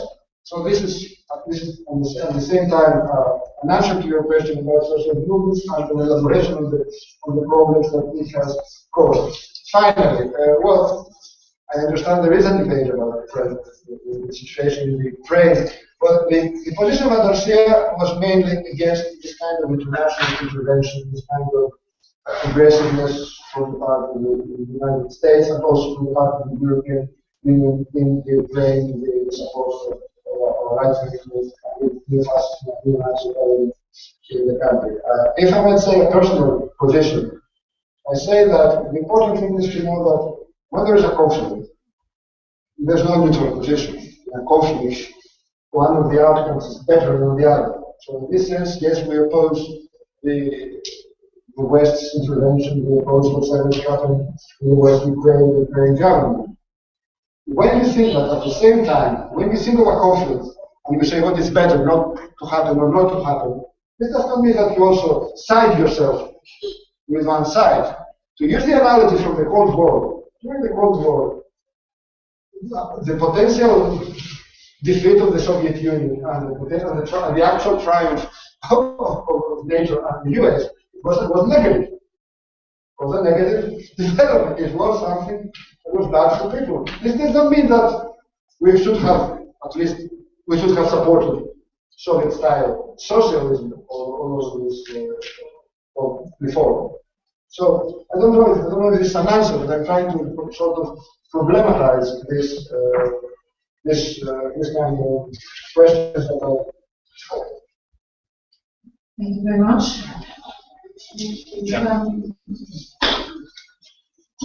I think it's also nice to discuss also these agreements rather than just abstract. And personally, those that have another opinion, because this is kind of negative focus that we have in many elections, use meetings like that in order to pass rather to progress points. But I will not say more on Ukraine. I think Yiorgos already said, and Alex will also develop the argument afterwards. I would like to also comment a bit more on this question of what's the perspective beyond the exit from Europe. So I will take the banking sector. Panagiotis also mentioned our position for a socialized banking sector, but I think it's really a very critical point today, because what do we have? We have banks that they make the biggest part of their business, the biggest part of their turnover, and their assets are in speculative sphere. So derivatives, swaps, all these financial instruments that they actually exchange with each other, the banks with the other financial companies, etc. So then, when they have problems because of the debts that they create in the private sphere, and the whole trend of increase of debt is driven by the increase of financial debt, so the debts that financial institutions have to each other, then the taxpayer has to come in and foot the bill. So that's the main problem, actually, with banking. And because, I mean, there is this increase of financial debt that the only mission that it serves is that financial debt will be used in order to create more debt. So the bank will borrow money in order to lend money, so that through lending money we get profit. But this is a completely useless process from a social point of view. So the solution actually to this problem, and it has been demonstrated very vividly with the recent crisis and all the bailouts, is okay, let the public sector take over the banking system. And when we say the public sector, it's not the state. Some people say, let's have a big public bank and then leave other private banks be. Or some other people might say, let's take the whole banking system under the state. But we could also envisage a solution of a public banking system that has like a state sector, but also has a cooperative sector and other forms of communal banking institutions. And also, having a big banking sector doesn't mean that the state alone should call the shots, the government, because in all our program we're talking about nationalizations with workers' control. So that means the people working in the banks having a say on what they do, the users of the banks having a say, so depositors, etc., the normal depositors, and society also at large through its elected representatives in elected bodies. So actually, if you think of it a lot, there is no really social utility for having big private financial institutions. So this is something that that can be a radical way out of the crisis, and it is actually something necessary in order to stop a social disaster happening all around Europe and all around the world, is to take over control of financial institutions and slash financial speculation, ban it, stop it. not let it be anymore. So so that's these are the kind of the solutions that you could never implement within the European Union. For example, in Greece we have 4 systemic banks. They're all surviving just because the EU is pumping EU taxpayers' money and the Greek government is pumping Greek taxpayers' money. So, but we cannot say, okay, we nationalize it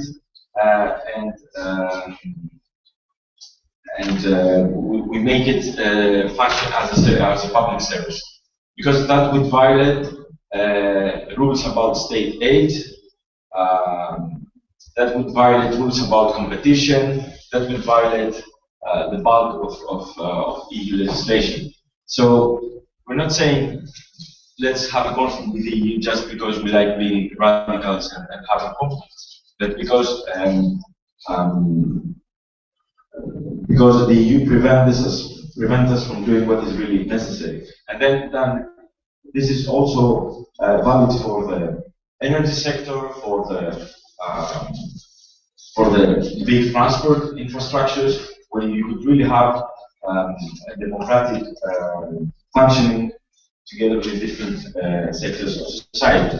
And if these kind of solutions are applied in one country, if such a problem, it has to start from some big sectors, otherwise it will never start. I think that if solutions like that are imposed in one country, the other countries in Europe cannot remain uninfluenced, because this is a very interlinked. Through this integration, we could say that what is happening in different European countries is more and more connected. So, by the way, it has no chances to survive if it just happens in one country and then stays there. So the question really is how we will break this neoliberal chain at one country or a small group of countries, demonstrate that other solutions exist. It happened in a way in the last 1 decade in Latin America, but in Europe it can only happen in a much more profound way, I think. And then you can start hoping to have a reverse movement in many countries and create a different reality in the European continent. But this cannot happen. I mean, we cannot spend our energy in trying to reform institutions that were just not created in order to be reformed in this direction, because this will only make us wait from applying real alternatives until there will be no more conditions to apply them. And you know, in Greece, it all boils down at this moment in the Troika loan. It is 77% of the Greek debt is the Troika loan. In order to have this loan finances many things. All the conditions, all the policies that are followed in Greece today are part of these conditions of the loan. So if you want to follow a different path, it's not rocket science. You just have to say this loan it's not legitimate. There are many arguments to say that it's not legitimate. There are legal arguments.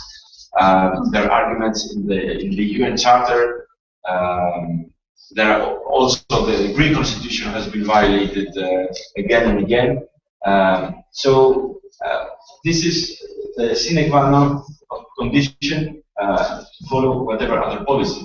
But I'm sorry that I will refer Syriza, but the solution that Syriza is proposing to this problem is to have a pan-European Congress, like it was the case in '53 for Germany, and then all the European leaders are sitting around the table and they decide to slash a big part of the debt. But this is a nice and to pay also a big part of the debt.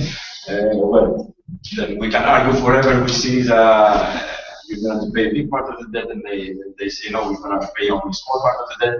But the bottom line of the question is this debt legitimate? Should this debt be recognized as legitimate, and we say clearly no. And we think that as long as we don't say that, and as long as the popular movement in Greece is not in position to impose this choice, then unfortunately there can be no way out of social barbarism. So because there was also the question what we're doing in the European elections. In the European elections, we're presenting our own list. I think ANTARSYA is a very interesting political experiment that shows that different currents of the left that have also a big history of conflict, that have been enemies in the past, sometimes, etc. They can cooperate, and this is really what the left should try to do everywhere. Different currents try to elaborate a more contemporary program to respond to the social challenges. So we will have our list in the European elections. We have a program that we try to describe here. I don't know how well this our percentages will be, but I think with some effort, I mean, in the last years we have increased in a considerable manner our percentages, even if in the second national elections, for obvious reasons, that went back to very little. But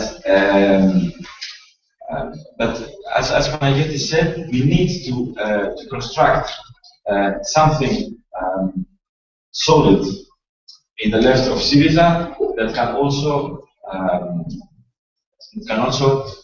retain the hope in left solutions, and potentially, if a future Syriza government wants to have a right-wing shift, to have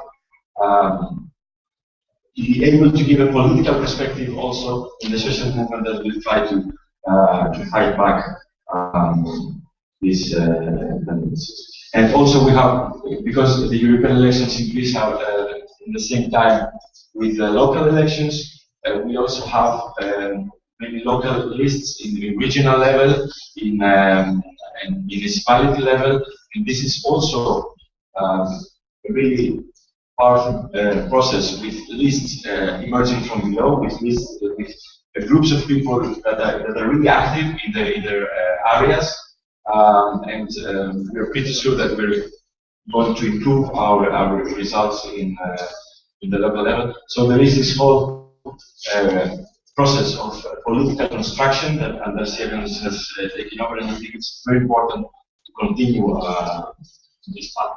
Thanks.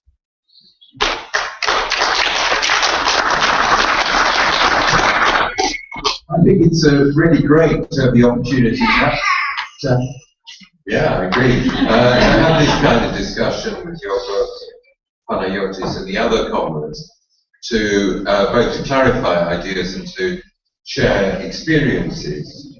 I want to make 4 main points. First of all, I think Nikos is absolutely right that it's a mistake to present economic and monetary union, the whole Euro project, as simply a problem in the Eurozone periphery.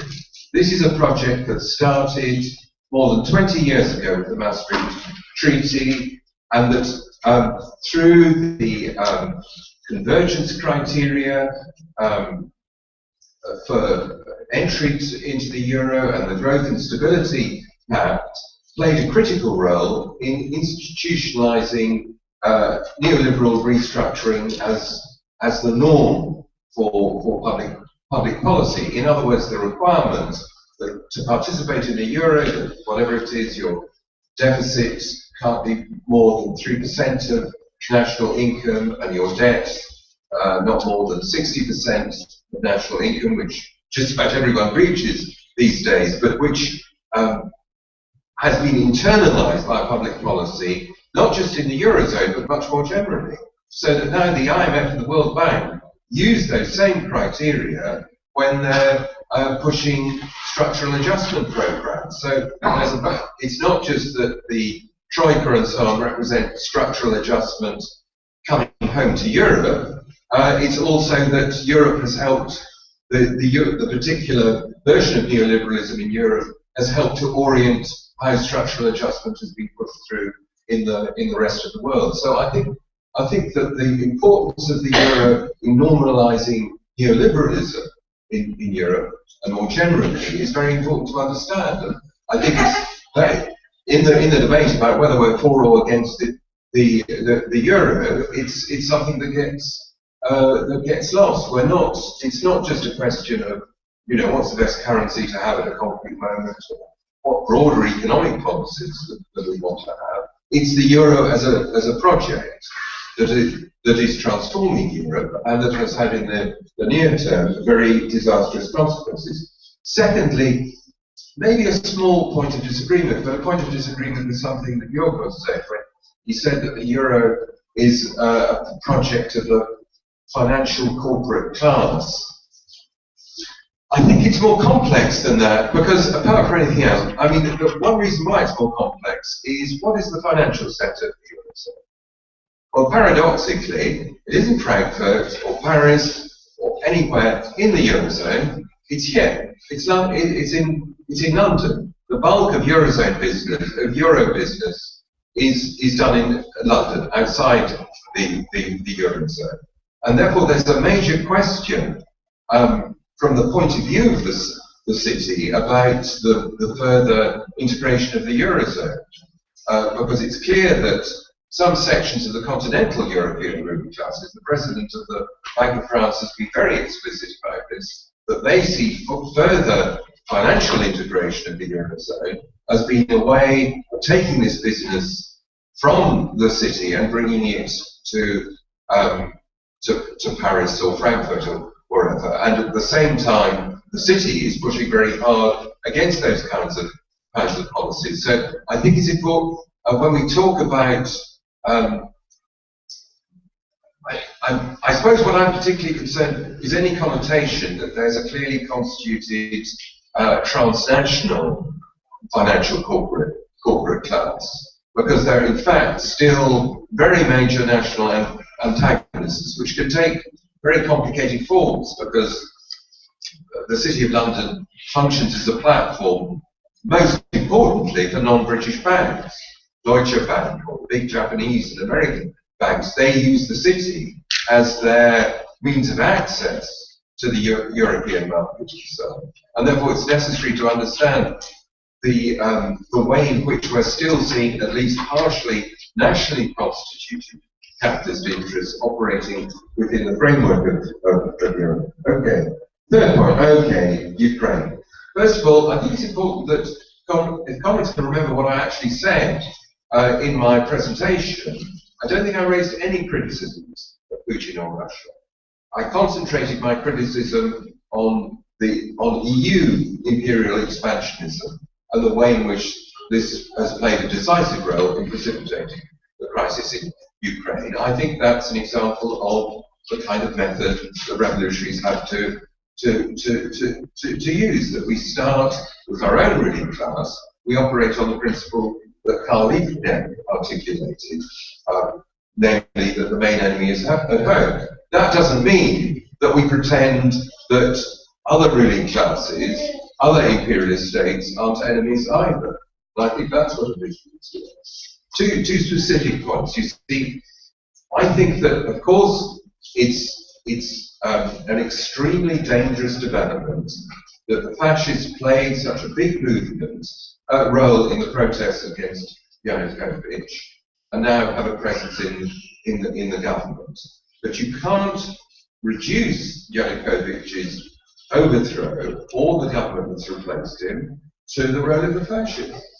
That doesn't mean that the forces that overthrew Yanukovych are attractive forces. But let's be clear, the key class force in overthrowing Yanukovych were the Ukrainian business oligarchs, who did so, either ones who supported him but decided he was finished, and that therefore they told their deputies in the Ukrainian parliament to vote against him, or oligarchs with big European interests who don't want to be shut out of the European market.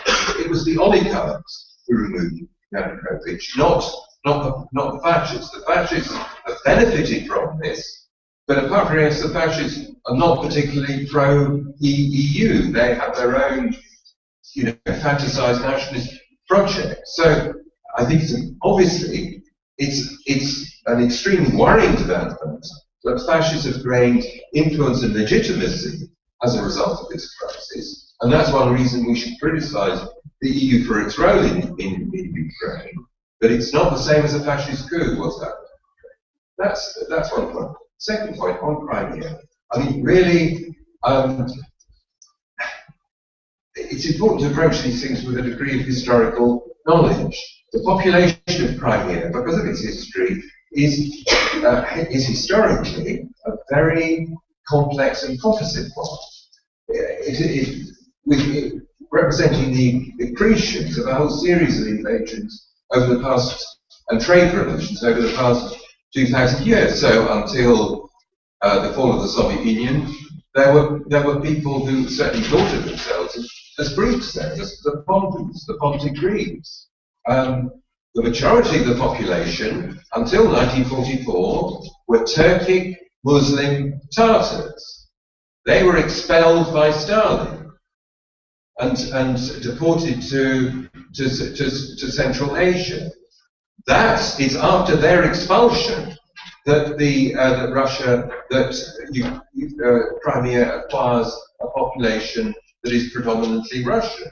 Russian settlers are brought in by the Soviet government and settled on the land and in the homes of the Crimean Tatars who were expelled. Who does that remind us of, actually? It reminds me of things that happened at much the same time in Palestine. Yeah, the Tatars came back after the collapse of Soviet power and have an extremely precarious existence in Crimea at the present time. So please don't tell us that the referendum over Crimea was the assertion of a well-constituted, long-existing nation that wanted to embrace its Russian identity. This is just a misrepresentation of the history of the peninsula. That's one point. Secondly, even if there were a real case for Crimean national self-determination, reflecting a history of struggle against oppression and all that kind of thing, the timing is a bit strange, isn't it? Why does this become an issue? Why does this become a big deal when, at exactly the moment when Ukraine is tilting westwards? We've seen imperialist powers use particular nationalist causes to advance their interests again and again in history. Why should it be so difficult to recognize this in the case when it's Russia under Putin doing this? Last point I want to make is this. I think Nikos is absolutely right to raise the question of the left generally standing clearly out against the EU. And of course, it's a tremendous problem that so often it's the right that makes the running in challenging the EU. And the reason why the SWP has a certain distance from no to EU isn't because we're scared of the issue of the EU. There's actually a principal disagreement. We can't support a platform which is opposed to the free movement of workers inside the EU. We can't do that. It's a matter of principle. We have always campaigned on the basis that all immigrants are welcome in Britain.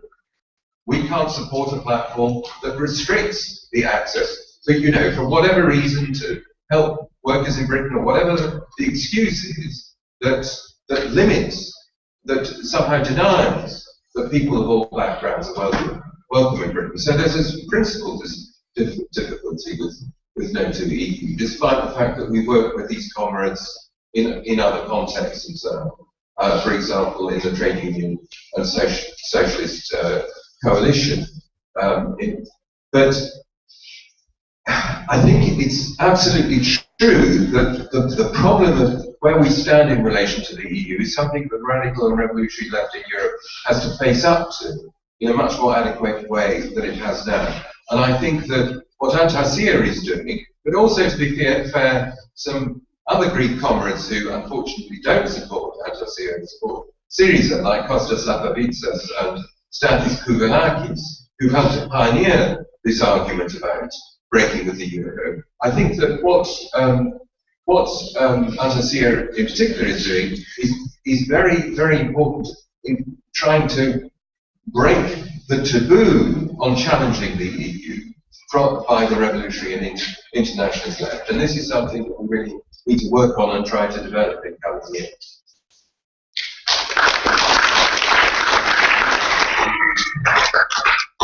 Thank you very much. Any last comments or interventions?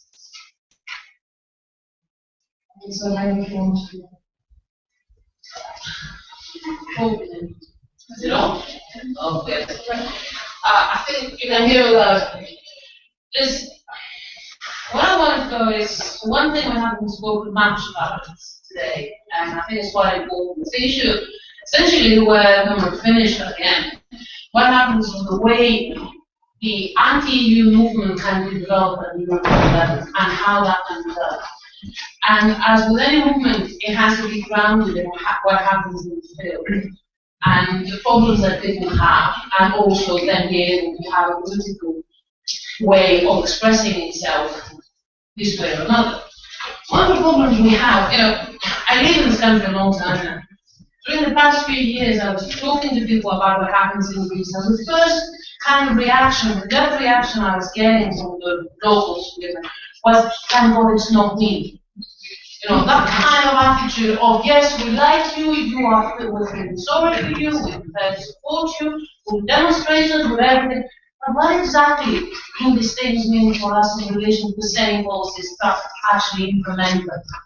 And though solidarity can be very strong, I think the one thing that has not been identified in the UK movement, and the one I live in, and I grew up in the past few years, is the points where the EU has played a role, and as a result the movement has been against it, have not been identified.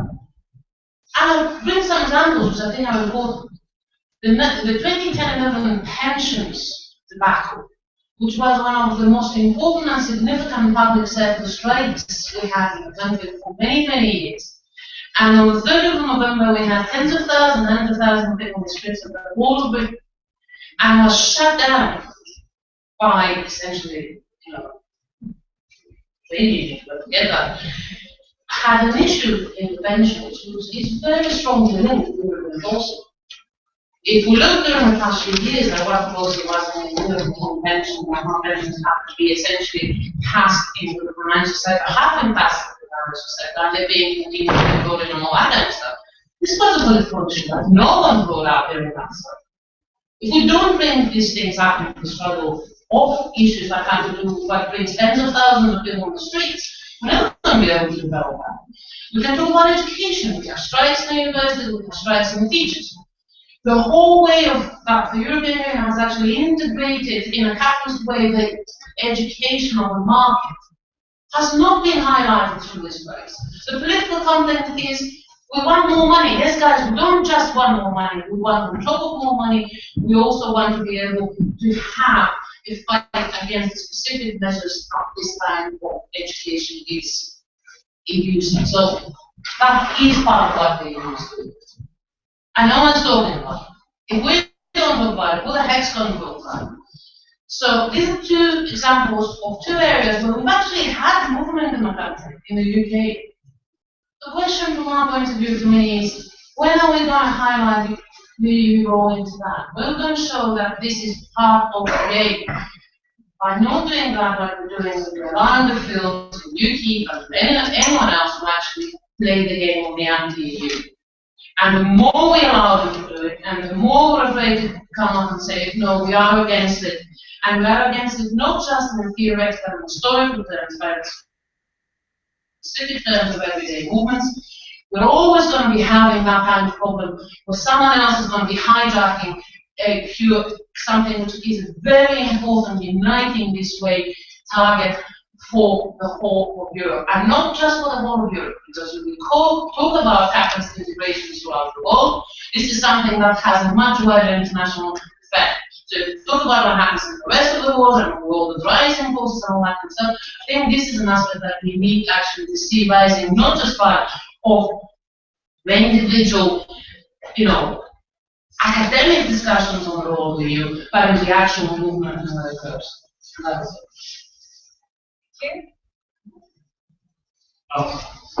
just want to return to the point that I think the speakers made very powerfully at the beginning, that the European Union has had a powerful ideological project, and I want to take that seriously. It seems to be that the crisis isn't, the speakers have said, not just economic, but ideological. I remember there was a point in the late 80s where Gorbachev, Glasnost, became more popular abroad than he was at home. He feels it about the EU. He's more popular abroad than it is inside the European Union. And I think this is really significant. Because if you think back to the last great wave of class struggles in Europe in the 1970s, they were contained ultimately within a liberal democratic framework. I mean, particularly in Southern Europe, transition from military regimes, fascist regimes to liberal democracy. And part of the underpinning of that was being part of a wider European project. I mean, Sotiris talked about the European road as part of the Greek bourgeois project. And that has had an attractive power, the idea, the promise of democracy, prosperity, transcending the nation state, and bulwark against against military coups and so on. In other words, I think that the European road has helped ideologically underpin what we have written called the parliamentary road. In other words, social democracy is the way forward and so on. And this, I think it'd be wrong to say that project has collapsed, but it's eroded, it's significantly weakened. And that's one of the props, if you like, of social democracy, that you can get kind of change through this European project and so on. So I think that's opened up a space, politically, that I think people right underline provides a big challenge to the revolutionary anti-capitalist left, have an internationalist opposition and answer to the European Union rather than a nationalist one and so on. So, just in Britain, I think that how has the rise of UKIP in part hasn't simply, and when they just talked about the European Union, they were quite marginal actually, it's because they linked that successfully to the question of immigration. And that means that you have to, how you respond to that is quite complex, but part of it, I think, you have to take up the hard political questions around the defence of migrants.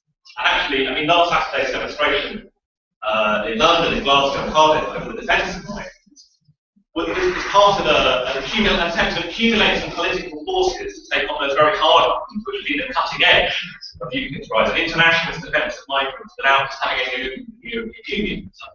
And finally, I think the comrade is of course right that it's important to link the question of the attack on pensions, the wider austerity of Europe and so on. But the real problem we hit is, we had 2 million people out on strike, very, high level of participation and so on. The real problem was the trade union officials didn't capitalise on that.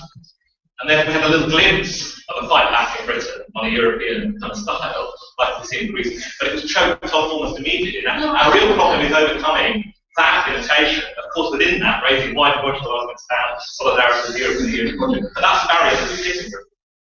Thank you.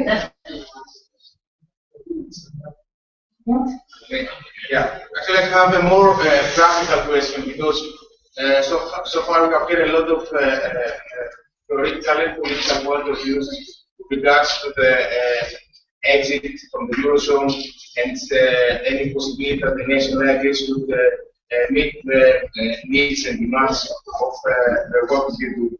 What I want to hear from the representatives of ANTARSYA is to give us their vision, their political vision. This is the first question. And once that they will do that in the first place, to be more detailed in terms of the program that they will implement in the future, in a way that to be more specific, if ANTARSYA will become a member of Parliament, what is the next step of ANTARSYA?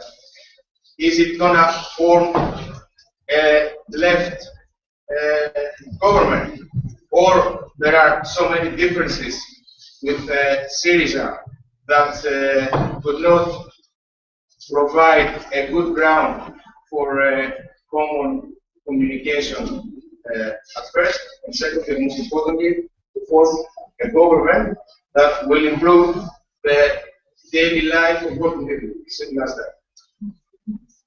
Okay. Thank you. Any more last comments, questions?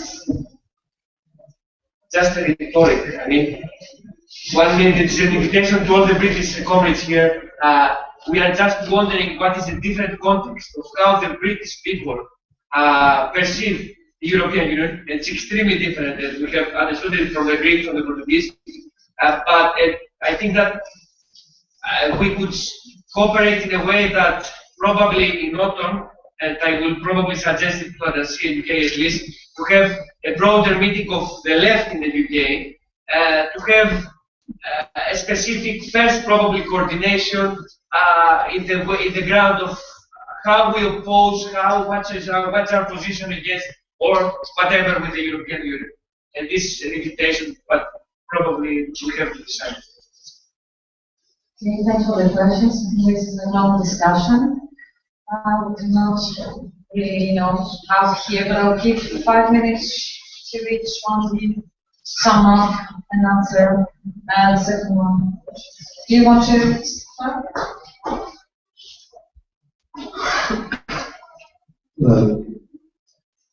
On the question of the austerity movement, I'm glad to hear that there was this. So it was a march with 2 million people, or there were 2 million strikers? 2 million strikers. 2 million strikers. I mean, that's really impressive. And actually, we have so many movements happening all around Europe. And somebody said that never before so many strikes in such a short period of time in so many countries happened.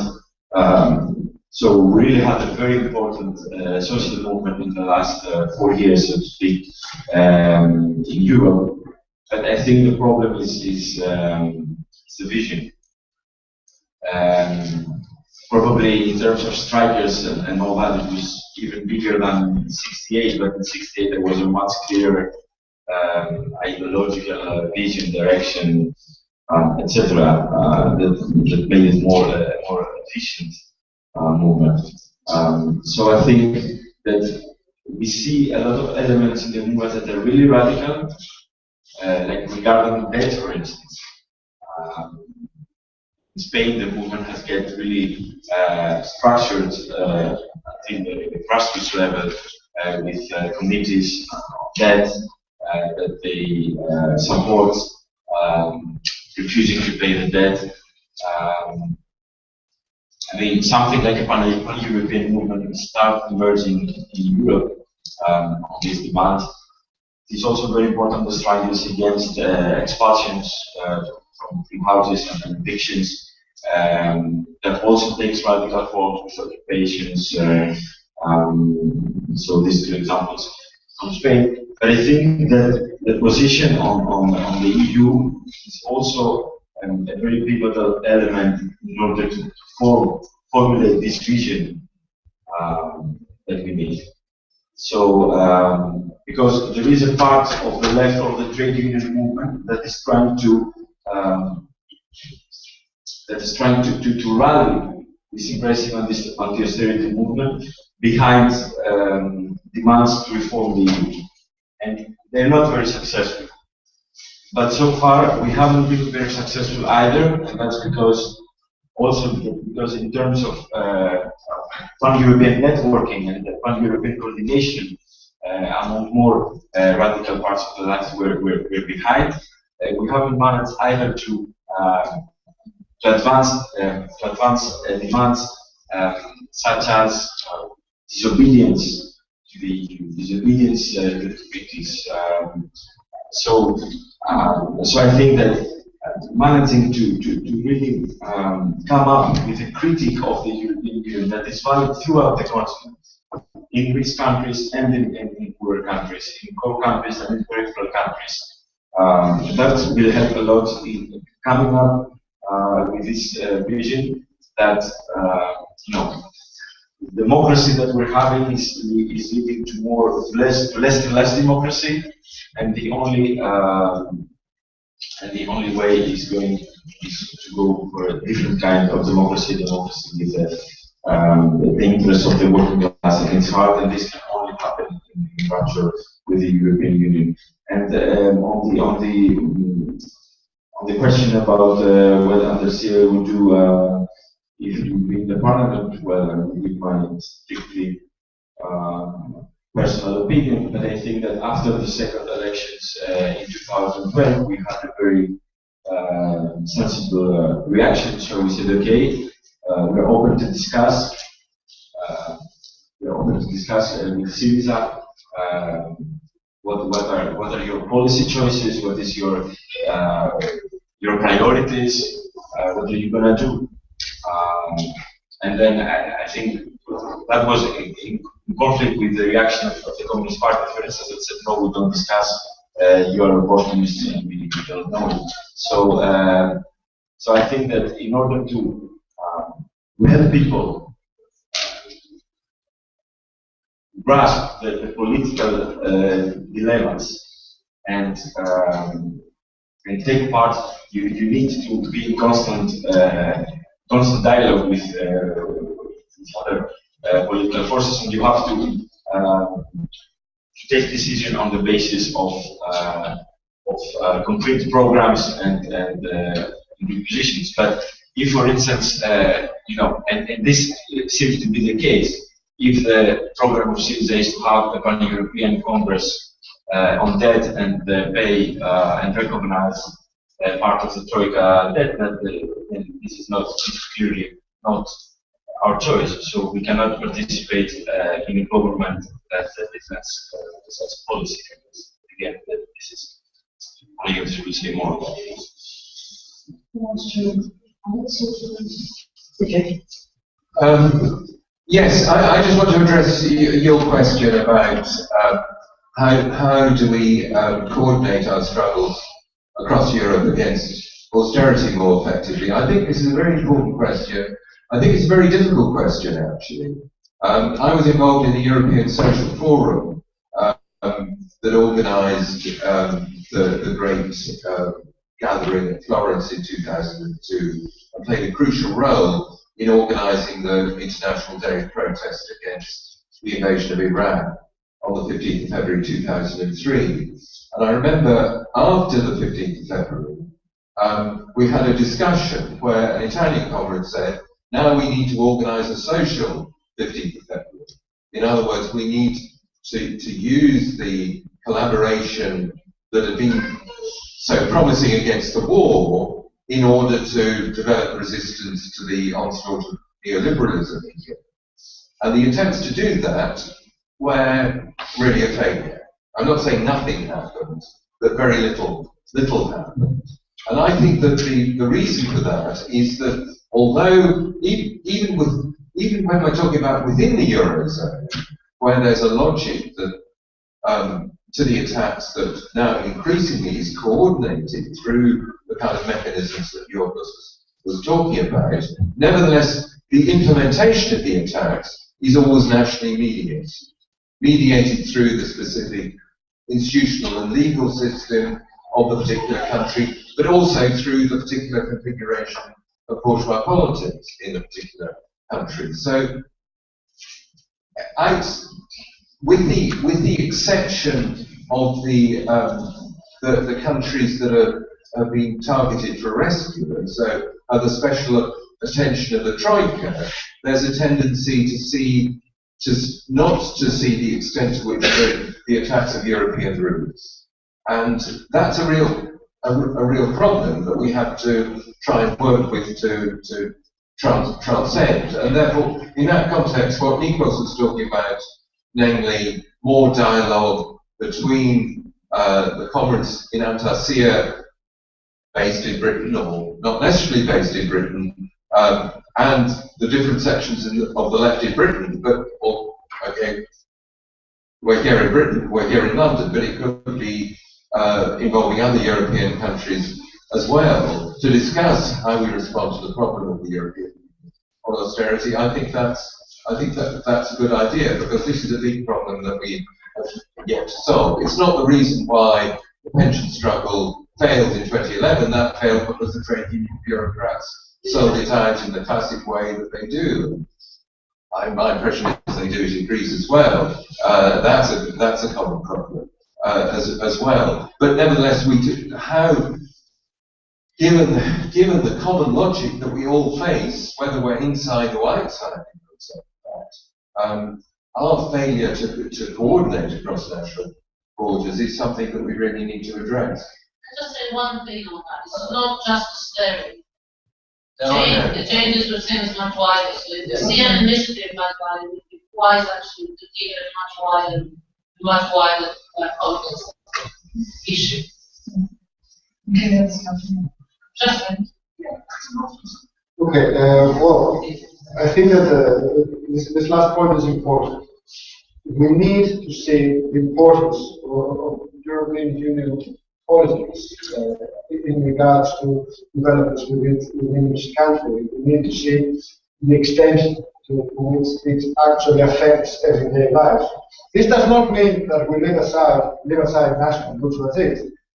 The European road, the European integration project is a class strategy. At the same time, because especially in the 1970s and the 1960s, especially from traditional communist parties in Europe, you were seeing these kinds of discourse where the European Union was presented like a political center aside from national class developments, or you can even see varieties of dependency theories that would actually use anti-European, anti-PEC politics as an excuse for not doing enough against national bourgeoisie. We've seen it even in Greece in certain cases.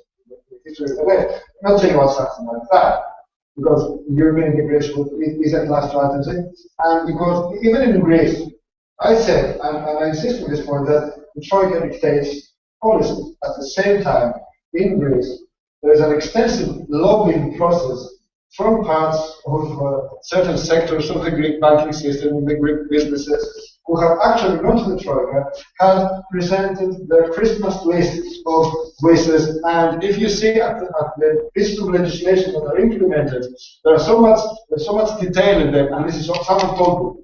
There are even special law firms in Greece specializing in presenting specific demands of Greek businesses to the Troika in order to be put into legislation. The IMF does not know the very peculiarities of Greek businesses, and, for example, how in the oil trade, through which exact measure big oil distribution companies, which are also big maritime export companies, will get more money. So, but this is also, so we fight against the European Union, and at the same time we fight our own national bourgeoisie. I understand the peculiarity of this case, but I was just make one point. But whenever there is a danger, especially now with the Cameron government, that even by mistake the British government would lead Britain in a crash course with the European Union, there are always signs of panic from representatives of the business establishment. I remember Cameron, the economist, I think a year ago, which was an expression of utter panic in case, even by mistake, Cameron sort of leads things to a break with the European Union. Well, this means that for British capital, European Union is important. And if something is important for British capital, then I suppose that for British workers, it is, and everyone working in Britain is to its interest, sort of a break with the European Union. Now, regarding the political vision of the political program of ANTARSYA, ANTARSYA has tried hard, whatever our mistakes, whatever our shortcomings are, to not just be a force of left opposition, not just be a force of anti-capitalist verbally. We've tried to have a concrete example, concrete measures, concrete transition measures, beginning with the exit from the Eurozone, the immediate nationalization of the banking system as a means to gain sort of democratic control over crucial economic decisions. We need measures in favor of working people, such as redistribution of income, measures such as getting rid of all the laws that have been dictated from the part of the Troika, and also a more general vision of a new socialist perspective based on the collective productive capabilities of new forms of self-management. We even have such experience. This is a concrete political program. Of course, this demands political power. It's how can we arrive to that? I think that simply thinking in terms of a left government is not enough. I'm not saying that this cannot be part of the whole political strategy. Of course, if you could have a left-wing government with this kind of program, along, I insist on that, along with strong movement from below, along with a movement in the streets, not just voters, a collective effort, not just a sense of representation, which means, yes, indeed you can enter a very original and even but really interesting process that can lead out of it into a new socialist perspective. Would ANTARSYA support such a perspective? Yes, naturally, but it is not the case today. The problem with Syriza is that it refuses the main aspects of this necessary transition program. It refuses, it underestimates the centrality from the beginning of a sharp break, a sharp form of disobedience to European treaties and the Eurozone restrictions, and it has a very, very strictly parliamentary conception of politics. So we're not doing a disastrous kind of opposition like the one offered by the Communist Party. The Communist Party is actually campaigning, saying that a Syriza government is something bad. Let's vote against the Syriza government. Let's do what Samaras government is better than the Syriza government. That's practically its political discourse. It's a very sectarian, negative, stereotype kind of thing. We do not do this thing. At the same time, we insist that we need a third pole in the left, exactly because Syriza is going to get really into trouble if it arrives government. And the best thing to do, along with practices of dialogue, along with this kind of sort of calls for unity in action during this struggle, you need a strong pole of a radical, anti-capitalist, anti-EU left, articulating exactly this kind of concrete measures and transition programs. Because in that case, in the case not of the crisis of bourgeois government, as is the case now, but in the case of a crisis of a left-wing government, you need to have a strong force on the left that can actually articulate an alternative. And that's what we're trying to do. And that is why we don't think simply in terms of electoral perspective. That's why we think that what we're doing is important. We're not just making sure that the radical left gets a political following and has a political percentage. It's not just about doing well in elections or not doing well in elections. We think that we have a great responsibility, which is exactly to work towards that pole of the left. In this highly original Greek case, in this unexpected combination of social dynamics and economic crisis, there's going to be at least one force of the left which is actually trying to see a way out of the crisis in favor of working people. Because exactly, if Greece has been an experiment in neoliberal social engineering, there is at least still a chance that it's going to be an experiment in left-wing radical politics, an experiment in a victorious movement, and this is going to be a sign of hope for people all over Europe. And that is why we want to open up this debate on a European level. It is high time, and let's hope that meetings like this one, meetings like the one we had in France, Yiorgos was also there. Yiorgos has also been instrumental in opening up this debate in Belgium. Another place we hope we are going to work in the next months toward this direction, because there's apart from the crisis of the European project or the Eurozone project, there's also a crisis of the anti-capitalist in Europe. We want to work towards that direction, bringing forward the importance of having an anti-capitalist left, or radical left, an anti-European Union left all over Europe. We hope that we will come to this direction.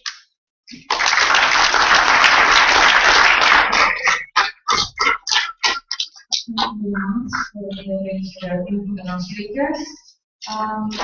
Thank you again. There is a box outside if you want to support. Okay. And hopefully I'll see you soon in the next event.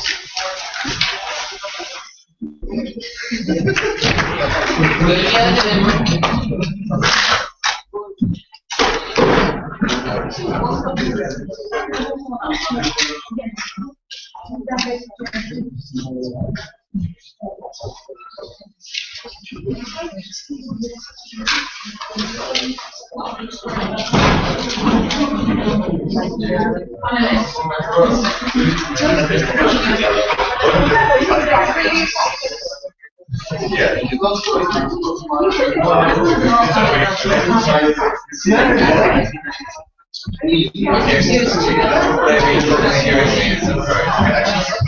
Can